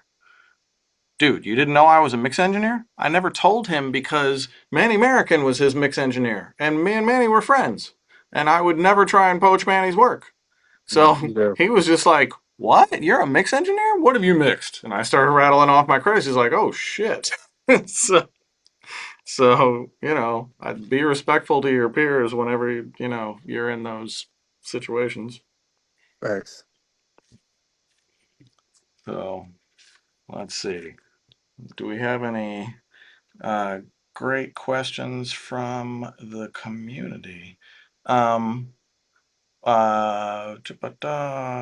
WTL Mix Academy asks, hey guys, when you're dealing with background vocal layers, how are you dealing with phase coherence and low mid buildup and smearing? Basically, how do you mix background vocals?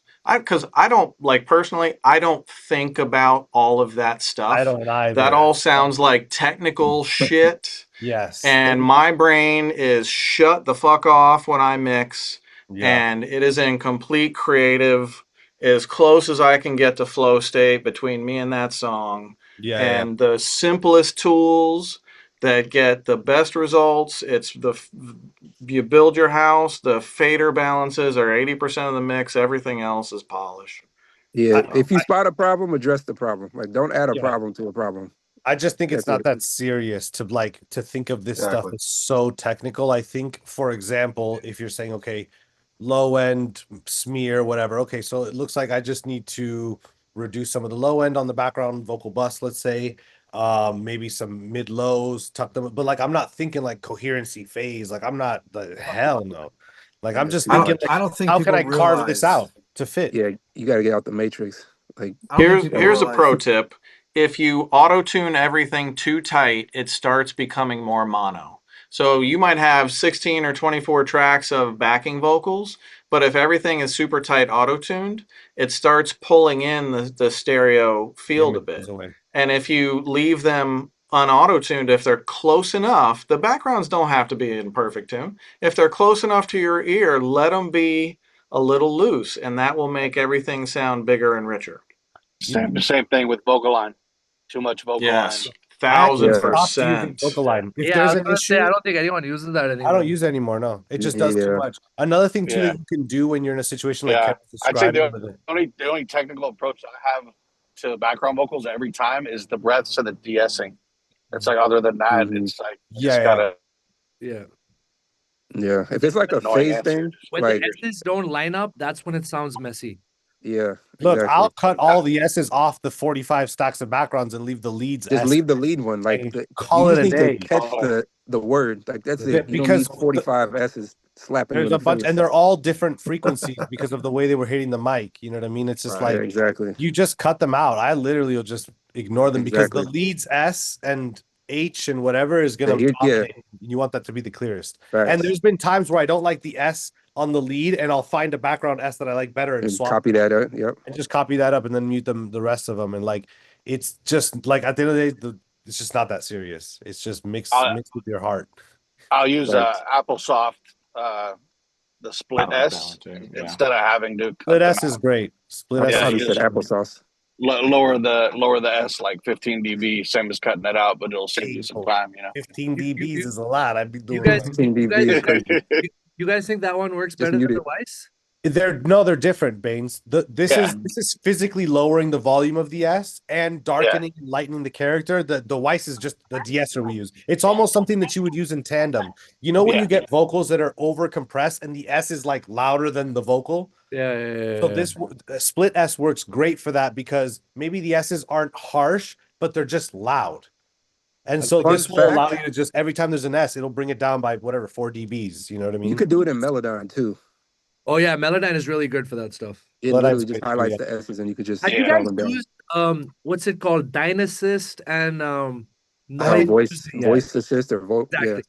I've heard like some engineers that MSM told me, he said he really fucks with it. He said it's changed his life. So I haven't been it hasn't worked for me yet. So you know why? I think we have to buy it because it's at the bottom, but I can't. They sent it to me. I hit them up. They sent me everything. I have everything. All right, you know what? What is this? So basically, so it's basically assist? they've called it's an ARA plugin built in. So it kind of uses the same ARA technology where it looks at the whole waveform, and you can kind of manually ride vocal levels, de-essing, compression, all without actually with doing it automating it, and it's doing it in real time. You just throw the fucking thing in, I like see. kind of how Melodyne works ARA. Like when ARA first came out, I was like, I can't wait to see all the cool new shit that it does because it's basically like, you can have isotope built in now. You can have all these things like just built in. Like I use clip effects a lot, but that bottom row is like I'm interested to see what they do with that and what other cool shit you could do with plugins. Spectral layers is cool too. I figured out why we need so many de-essers these days. And Ken, you can tell us if this is true because you come from more of the HDX era, more than like these days everyone's using native. But when you record vocals on an HDX rig, there's almost most of the time, I'm going to say the S's are not a massive issue because of the way that it captures it, right? And so that's what I realized because Chris, when he records on an HDX unit, I sometimes forget to even put a de-esser because I'm like, there wasn't really any need for one. And anytime he records on a native system, like it could be a carbon, but a native system, not HDX, the S's are out of control. And then that goes Really? across the board. I for mean, when it's technically I didn't know that. higher fidelity, right? Wait, have you I've noticed heard that, that Ken? before. When you on HDX S's are, I and mean, Bob, you would probably know that on an HDX. well, I only work on HDX. Okay, so yeah, so do you? I mean, well, you don't necessarily record it on there. I'm talking about when they record the vocal, like at the session through the HDX. You almost have way less of a need for a de-esser. Also, another thing that makes a big difference is cabling. I Wait, mean, wait, cabling wait, can be a wait, thing, wait, but wait, most wait, people use wait, wait, Magami. No. Think about it. Every old studio, okay, you have at least 50 feet of cable running to the patch bay, another 50 feet running here, there, under this. There's a lot of cabling. As Yeah. opposed to someone attaching a mic through an Yeah. XLR, through an Apollo, which is what 9 out of 10 people are doing. Yeah. Is you're using one XLR, like all of that cabling, like running through the patch bay, running under the studio, running to the. Yeah.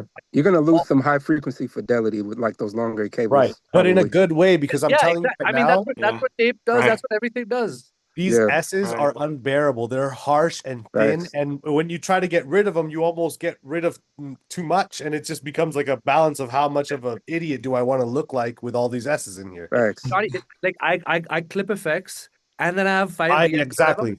Yeah. I clip effects every at S. some point I commit it because I have to commit the auto-tune. So now I'm doing another level of clip effects over the clip effects I've already done it, everything, and only Facts. that's like okay, now I'm quitting it. Clipping. Yeah. Bro, Bob, we need you to stamp that HDX sounds different than regular Pro Tools. You Yeah, about I to set did. the You internet guys on fire. I need you guys to stamp it that when you record a vocal through an HDX rig and you record a vocal through a native rig like a Apollo or whatever, the S's are different, and it's because of the way it what's it called, captures the high end. It's something about the capture. I'm telling you now because when I was Chris would only ever in his life record on HDX until we had to get a new rig. And when we got that new rig, the S's were out of control, and nothing else changed in the rig except the interface and the computer. I'll have to test that one myself. I'm actually on HD native, so it is PCIe Digilink interface, but it's still native. So I got to do all kinds of tests now that I heard this one. You could But call Jess Jackson. He'll list out a fucking list of Jess reasons will why tell it's you this better. because I had this conversation with Jess I know, already, I'm and telling you. that's the reason why he only mixes on HDX because his capture back. So he goes out, semi mix or whatever. His capture back, he's like, bro, it sounds Also recapture. there's something to be said about those fucking that lineup of those fucking things that were built like tanks, from the 192s to the HDIOs. They were built like fucking tanks. And now when they went to the matrices and the newer one, yes, there's higher fidelity and shit, but the converters on that old one, and I have the Black Lion modded one. I'm never Can't get rid of it. The It's classic. insane. Classic. It's insane. Hey guys, I'm going into my hotel parking garage, so if I lose you, I'll try to log back on when I get to the room. But thanks for having me. If I don't, Dude, Word. drop gems tonight, Bob. Thanks, man. Great to see you. Thanks, Bob. Brother, Yeah, drop the mic and dip. He just, So I'm gonna leave it there. I think I'm still here. But thank He's you. going to the casino, baby. He ain't coming back. Exactly. Oh, that's funny. Let me take 2 seconds and shout out the giveaway winners. We gave away a bunch of stuff tonight. Ainsley Salmons won 1 year NFR of Session Studio. Session Studio is the software that me and Coburn use to keep our like songwriting and mixing and whole project going. Wezen Brito won the AL1. Thank you, Wezen. I think we're still going to give away one more AL1 before the night is up. Andre won the Pass to Mixnick. Jade Roovers won the Session Studio 1 year. Steven Ramos won a Pass to Mixnick. And we are giving away the last Naturl Audio AL1 at 9:50 at the 10 minutes to the hour. We might be wrapped by then. And if the people that won the Mixnick tickets aren't going to use them, let us know and we'll put them back out to the Mixing Night community and see who else wants to go.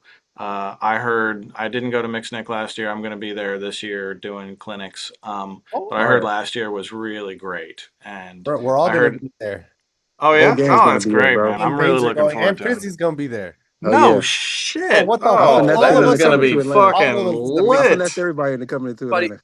Jesse Reyes hit me this Oh. morning and he was like, "What gym do you work out in Atlanta?" We're all going to be there. Hell yeah. Perfect. Let's do it. Damn, that's gonna be fun. Hey, do y'all play golf? Okay. Y'all No, play but I golf? can start. We can no. Well, you have clubs because I'm not going to bring my clubs. But we could definitely go play. We're going to Atlanta. We should shoot some guns. Oh, we should shoot guns. Yeah, If you want to shoot guns, come out to Texas. I'm in Ohio. Oh, that's yeah. normal. You gotta I'm from come out here for Chicago. guns. Nah, we could at least do one of the two. I'm trash at golf, but we could try. We have to do. All right, how about we do a jiu-jitsu day? Yes. Everyone I'm down with for that that? too. All right. Fun fact: Andrew is like a pro MMA fighter, so Nice. you could fight one of them first. Go ahead and crack the AL1. See what happens. Yeah, exactly. Cracked in the motherfucking head. Anybody who got a support issue, hit Andrew. Andrew's hand's gonna come out of the computer like, Exactly. You can come put in on, a bro. Kimura. Stop playing with him. Nah, Nathan handles support for a reason. I feel like it's like a therapy session. I was able to get out a lot of the frustrations and gems that were just accumulating inside of me. I Sitting feel there. better. It's like a good rest. Grinding your gears. Nice. That's funny. So, did anybody go to Mixnick last year? Yeah, I was there. What I were was some of not. the highlights of it? The highlights was us talking Just and community? yeah, talking some stuff. Leslie was there, Guru, obviously Wayne, Jeff on the boards, he was there, my brother. Man, it's gonna be even bigger and better. And we're gonna throw an after party. Okay. Andrew kind of knows about this, but now he really knows about it now because I just said it's about to happen. We're throwing an after party. Whole squad gonna be there. We're gonna have whatever people are into, plus tacos. And yeah, bro. You gotta have the tacos. It's gonna be a vibe. You gotta have a The taco. tacos are fire, by the way. We threw one. Was that last year? Yeah, it was like November or October. Oh yeah, tacos were fire. Yeah. So anybody in the chat, pull up. And also, Prizzie and me about to set one up in Miami soon, so we're working out the details. Yeah, Oh, yeah. shit. It's gonna be even crazier in Okay. Miami. Yeah, world tour. It's the world tour, baby. Very cool. Sure. I might get to go back to France in June. I'm talking about it now with them. I do like 1 week master classes in Toulouse, France. Well, I'm literally going to Milan too. We when are you going to be out there? I'm going to Milan and then I'm doing Paris in July. Oh shit. I'm not sure yet. We're not sure if we're going to do it online or in person. And I'm like, no, really, I would love to be in France in June. Yeah. Sounds absolutely lovely. If you're there, let me know. Dude, all right. That'd be Bro, fun. that boy Teezio's on a private jet. Dude, Catch I'll the boy on hop the over to Concorde. Paris in a second. I fucking love Paris, man. I'm about Yeah. to be. I'm about to head on a Game of Thrones tour. I'm going to Croatia in next week. Oh That's shit. fire. Where have like some of the favorite places you guys have ever been? The south of France was definitely up there. I'm going to retire in Italy easily. Ibiza. I've never been there yet. Ibiza. I lived in Santa Barbara before moving to Texas, and that's a place that's just really. I mean, you guys aren't too far from it, Teezio and Bainz. It's a beautiful place. At this point, with the amount of time I'm spending in Miami, I'd just say LA. I love LA. I love LA Yeah, too. right. LA is a super green city. I mean, all things considered, there is just vegetation everywhere, which is really Dude, nice. where are you? You're like close to New York, but not New York.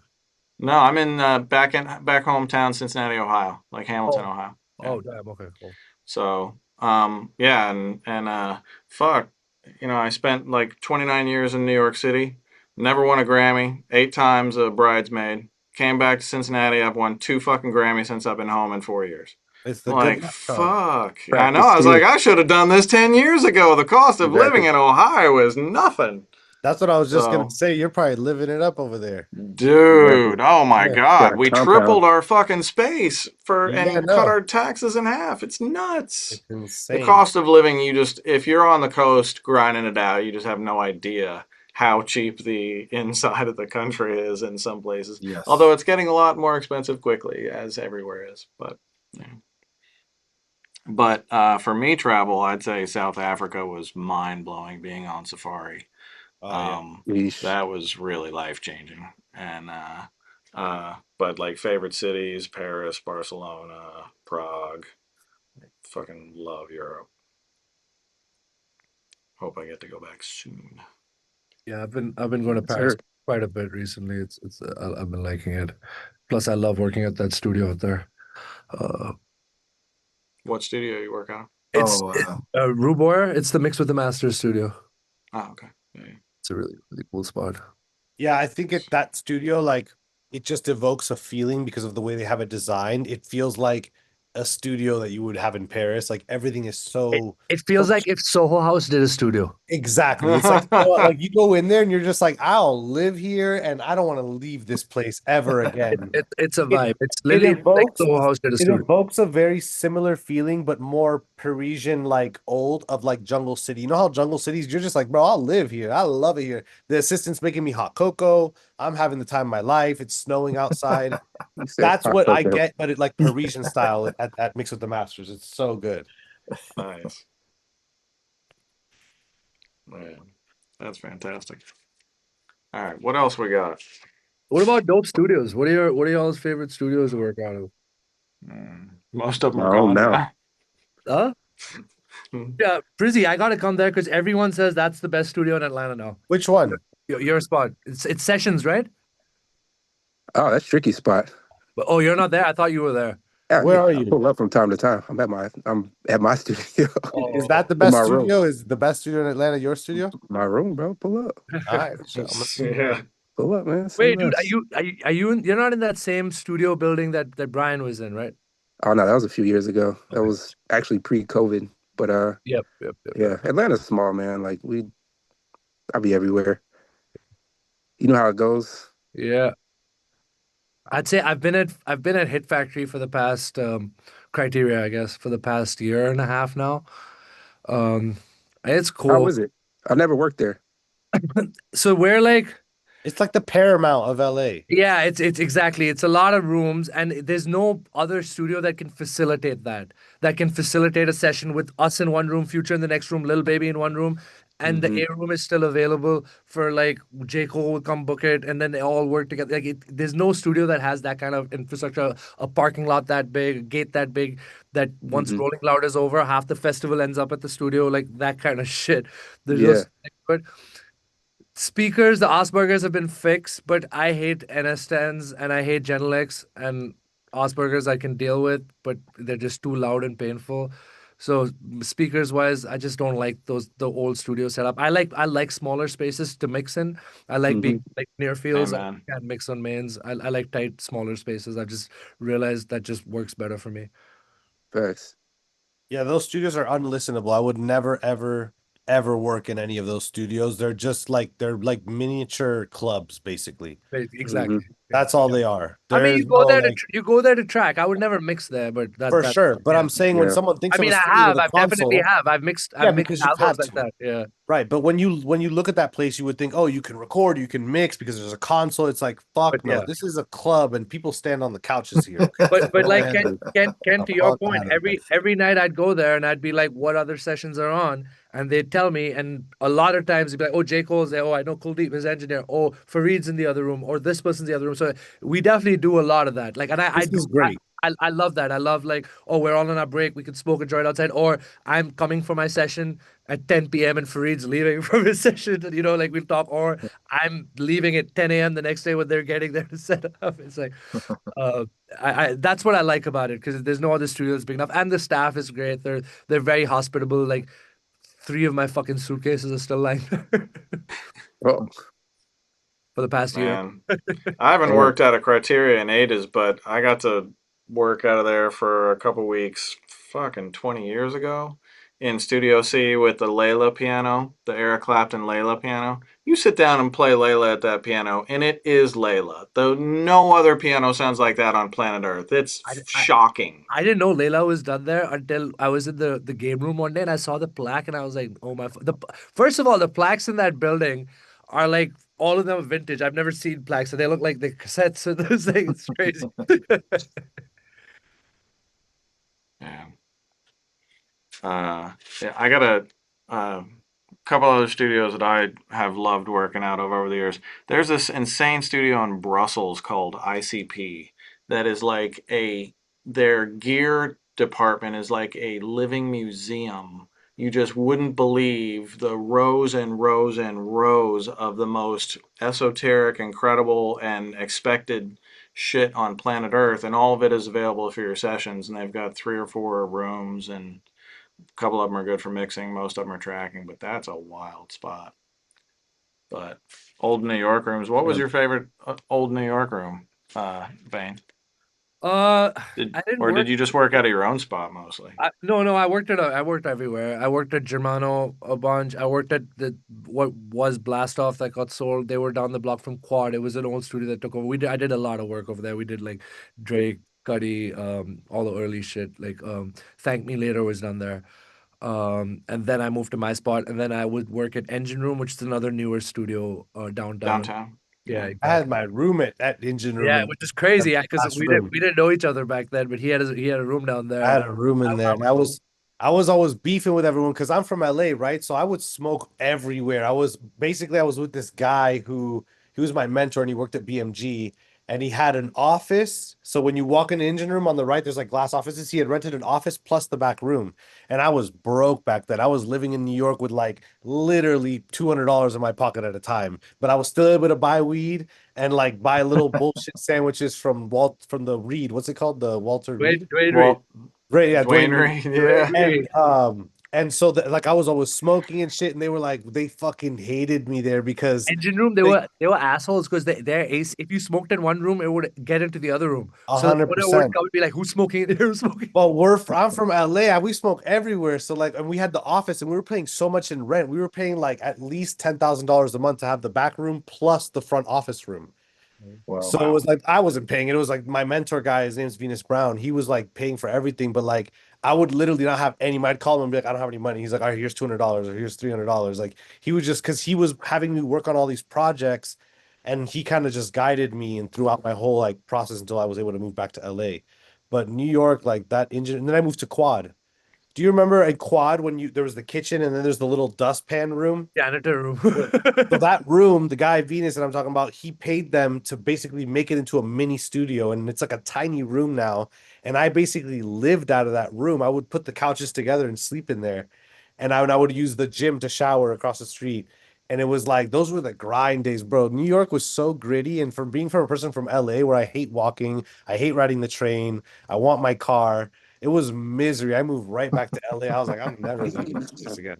We've been at Manhattan Beach recently, but I hate their speakers. They've got like the Griffins that were like popular in New York for a while. Like KMA had them back in the day. It was the what's that studio designer's name? France something. He was like a popular designer, and he had these speakers that you put on all these studios, and they're like, don't get too loud, and they're ribbon tweetered mains. Oh yeah. It was just weird. I don't know. I just didn't like them. Is that the one that looks like a cave inside, like a wood, no, like a wood lodge? Yeah, exactly. There's Yeah. 3 or 4 rooms in a line. I hate that. It's like so dark and dismal in there. No. It's not that dark. I think you're thinking of When I something. was there, I was like, it's dark and there's no Oh, windows. I went to this I went to a few crazy studios in Brooklyn. There's one called it's like the church or something. It's basically like a massive live room with a console inside. It looks really cool. I almost booked that a couple months ago. I know that was a Yeah, cool spot. it was a really really nice looking spot. I think I was there during like one of the AES parties a few years ago. Yeah. I was listening back to some of my old mixes from back in the day. One of my first gold records was 702, the song called Finding My Way, just an album cut, but the album went gold. And we did it at Record Plant and all analog and on an old vintage Neve. But one of the most amazing things to me at the time was the service at Record Plant. Right, Like, they were known for that. You know incredible. it's gone, right? Yeah. Yeah. But Chris and Dennis and who else came from Record Plant? Teezio, all those guys, they're insane guys. I don't know, but Ed That Cherney's wife, Rose, was the manager of the place, and you just felt so welcome the moment that you walked in, and the vibe and the end results really reflected that. I mean, one day we had been eating such good food from all these nice restaurants, the producer just wanted McDonald's one time, and so they brought in McDonald's on a fancy cart with beautiful plates, with fine silverware and cloth napkins, and they had it covered with the thing, and they undid the special for it. And I'm like, God damn, that's the best McDonald's I've ever had in my entire life. It was Presentation, baby, presentation. it was just like there was no judgment from them. They were like, hey, if this is what you want, if The, this sil- is the what, silver trays. let's fucking go. So yeah, that taught me a lot early on about, We used to spend it's a weeks on our client own there. business. We used to spend weeks. They were definitely out of all of them in LA. They had the best client services. When we were there, the studio manager was a good friend of mine too, and she would like definitely say that too. That was their thing. Well, Conway's crazy too with the service. They have this Yeah. thing where when the assistant pulls up with the food, they pull in the gate and they immediately pull their car right up to where the studios are at. They get out of the car, they run to the kitchen, they plate it, and they bring it right to the room. And then they go back to their car and they take it to the back of the parking lot and they park it. And I was outside smoking one time and I was like, touche. Dude, just for the record, Moritz, you can like scan a code in the room and on your phone do some shit, and the can order. waiter brings you an espresso. Oh, I like wow. that. It's very Moritz of him to Yeah, have espresso on tap like that. he's got Speaking another. of He's got another speaking one of for wine. coffee, I got to give Fab DuPont a shout out at Flux. He does have the fucking best coffee in New York City. That motherfucker. Dude, his room is amazing, and his I love parties his are crazy. His parties are a blast. His studios are great. I got to track. Actually, I'm musical partners with a fucking phenomenal Indian artist named Anushka Sen, and we did some tracking out of Flux like a year and a half ago, and it was great. I did a choir there last year. Which room did you work in? The room with the Neve or his room? The old Neve room I did the choir production in, Nice. and the vocal production I did like downstairs in a pretty, it was just a microphone. Great They've mic redone chain. those rooms too. I think Stuart White had one of those rooms downstairs for many years too. He's great. Love that guy. Yes, That's very cool. Yeah. Yeah, I just saw Stuart at NAMM, and I saw you, Bainz, didn't I? Mm-hmm.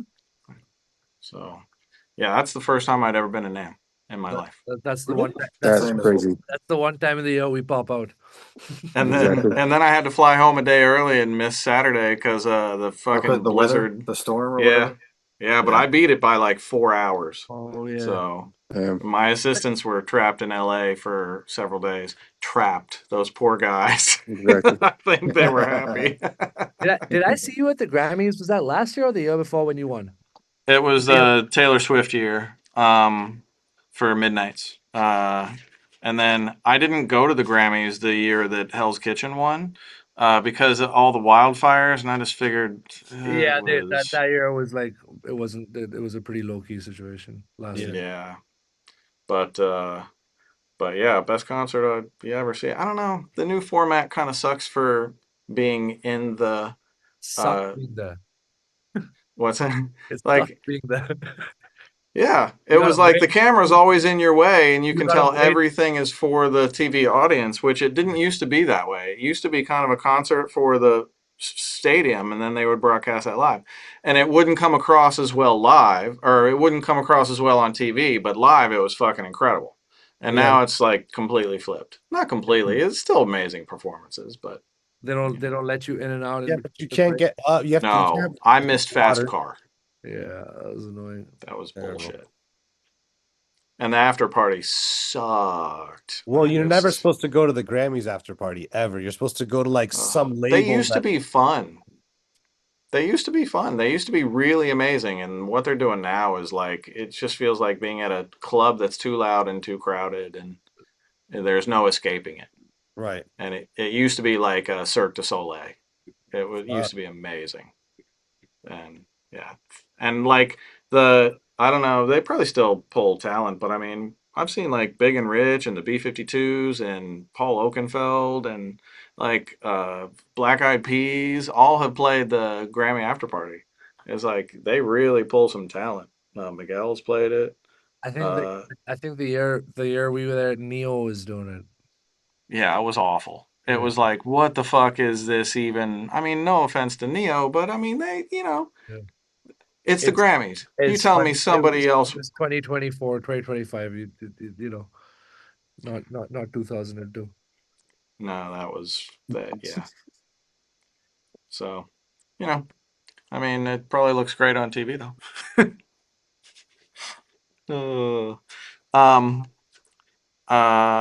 Let's see. Any other topics anybody else wants to cover? I think we're pretty much wrapped. So. Is there anything else in the Q&A? What's your favorite? One second, we have the final winner of the last Naturl Audio AL1 limiter is Corey Walker. Congratulations, Corey Walker. You get to use the same thing we do. That's fucking good.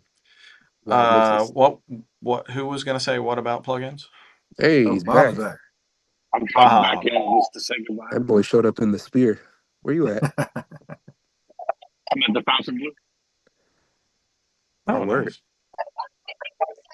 Are you in Vegas? Yeah. That's amazing. I told you he was going to the casino. I didn't even make that up. That's epic. Fire. That's great. How was the drive through the desert? I'm surprised I have reception. That's like pretty good for Verizon. Well, they claim to have full coverage, so I guess they're not. Well done. That's funny. I don't like any of those questions. Let's see. Anything else you want to chat about, Bob? What's been on your mind? We could well, sure. We could close with health stuff. I'm going through it a little bit. I have surgery next week, but it should be one and done, and I'll be fine on the other end of it. But I have found most engineers don't take care of themselves until shit goes really, really south.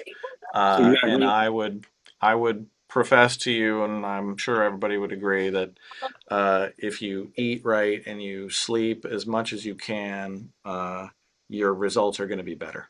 You're much more creative with 6 or 7 hours of sleep than you are with 2. And we know Bainz is going to be okay. We got him. Uh-huh. Dude, you got ripped, dude. Let's start calling you Bainz. I started doing the little kettlebells, so I'm trying to catch up. There you go, man. There you go. It's the I mean, the hours and all catches up, but what really catches up is just sitting in a chair for a long time. So I'm trying to undo that damage. I'm trying to undo that damage. Facts. Yeah, I have a app on my watch that just alerts me if I've been sitting for an hour, and it's like, hey, buddy, stand up. And I just like, oh, shit, okay. And stand up and you walk around for a while, you get the blood working, maybe you do some squats or something. I kind of use that as like, that's like a good like ear break thing. So that same 1 hour reminder, like I'm like, oh shit, I've been sitting for an hour. It's a good time to take a ear break. And then I'll just walk around. I'll do pull-ups. I'll do body weight squats. I do whatever I can. And then I make it to the gym every single day, no matter how many hours I'm at the studio. That's a non-negotiable. It's kind of crazy. Today, I left the studio this morning and I was like, I didn't want to go to the gym, and I was like, fuck it, I'm not gonna go. And then I kind of went into a depression spiral. I was like, if I don't do legs today, I'm not gonna do it tomorrow. And then what if I never go to the gym again? And I thought I would never go again. And I was like, I'm just gonna Damn. just gonna do it. And I fucking crushed it. So I was like, okay, cool. And in My that my moment, I just dog is my dog is my gym every day. She There you go. demands a walk, and we have hills in my neighborhood. It's a mile and a half up and down hills at There pace. you go. Whew. Love I it. never thought walking would be like so effective. I always wrote it off, but man, it's fantastic. Gotta get Mhm. 10,000 steps. It's great. I Uh, actually have a walking pad at my desk that I work at. I That's just amazing. stand up and walk and like create plugins all day long. I've been trying to do that at the studio, but like the speakers moving up and it's a whole thing. I Like, know. it's like I too know. much of an investment. I wish my like Yeah. mastering rig could do that too, but I just don't see how that would be A possible. lot, yeah, a lot of people have set it up. Colin has it. Dave, sorry, what's his name? Fuck, Becker. Dale? Dale Yeah. Becker Dale has it. Becker's Dale standing, has it for yeah. sure. So Yeah. what Yeah. you do is, I realize because you can't always stand. There's a lot of time when you're like really focused. You do need to sit Yeah. sometimes. So you just get those high chairs.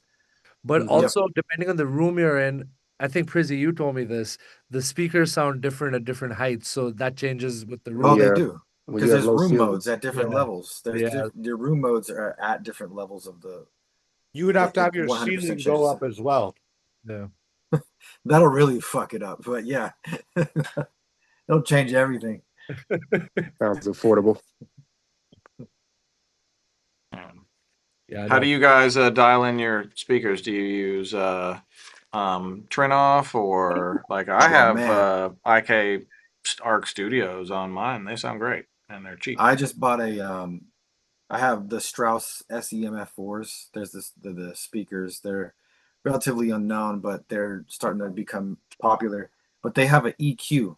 It's an analog EQ for room correction. It has 18 bands on each channel, and you have to use a little screwdriver to dial it in, and you do room Sounds like the old sweeps. days. Yeah, you do room sweeps. So then when you're done with it, you just put the lid on. You can't touch it. You can't mess it up at all. I just tuned my room with it. So I got rid of the Trinoff, but that's what I'm using right now. It sounds amazing.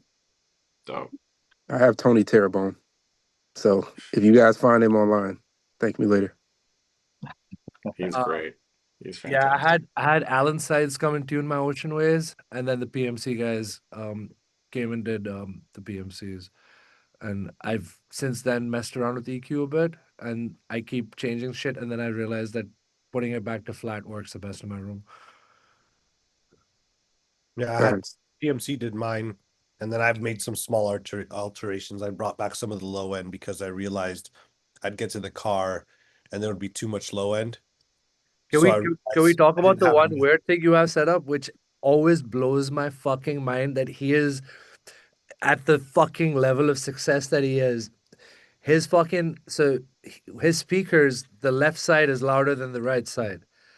And whenever I sit down, it throws me off so much. Like I just can't work like that. And explain this, dude. Because my hearing on Your the left, hearing? I had ear infections when I was little. So there's a volume difference. It's like a dB and a half.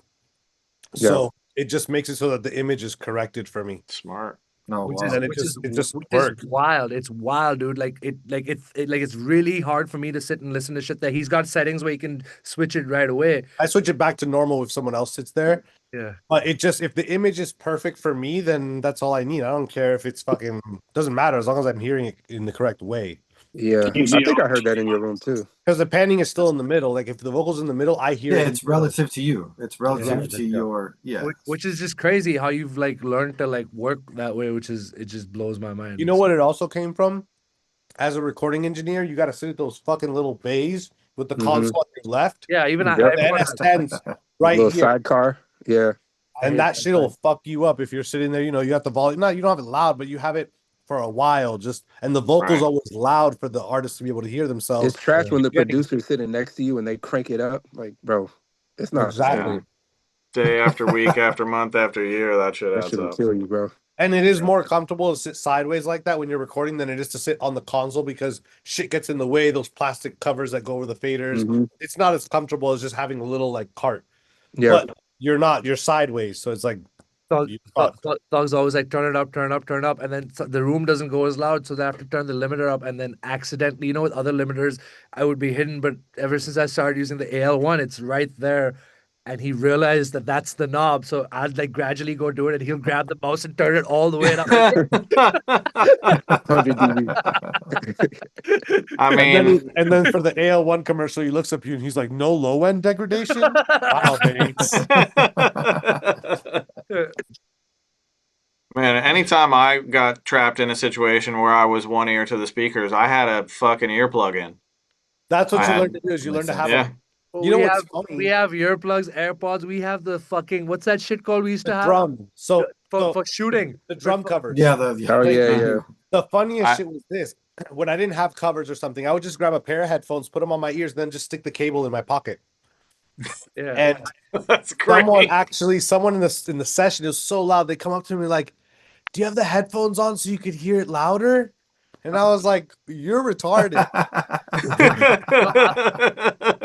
I'll put AirPods in my ear. You have to turn the transparent, the all of the modes off, the noise cancellation off, because it fucks the loud shit. will fuck Blows with the it. fucking thing Yeah, out. exactly. And then you put the headphones on top of the air, so you have like double protection. Double Jesus. insulation. Can you guys hear me? Crazy. Yep. So Teezio, I had the exact same thing as a kid, ear infections on the left side, and I have the exact same experience with my speakers, except I don't adjust it; I just deal with it, and I Oh, do really? I do okay. But yeah, But my exact same brain thing. is so symmetrical that if something's hanging like this, my brain is just like I can't work. So it has to be symmetrical Yeah, for me. yeah. But if you just My deal right with it, my right ear just listens over there, like it's just trying to compensate, I guess. Bro, Like- that hard panning might be crazy. You don't need to do it anymore because cars are better. But back in the day, I used to do this with car stereos. I used to pan it to the right a little bit because you're sitting on the left, and it would kind of balance out. Oh, so you could hear it in the center? Yeah. Yeah, it would move the image, and it's pretty like it depends on what like the Yeah. Tesla. I don't need to do it anymore because Yeah. it works. But if you like with the older cars, you could. I remember having to do that. yeah, but Also, that's Atmos work speakers. with cars. Like the Aspergers I used to use and now the Dutches, they're a little more forgiving with the stereo image and hearing what I need to without feeling like it's right heavy.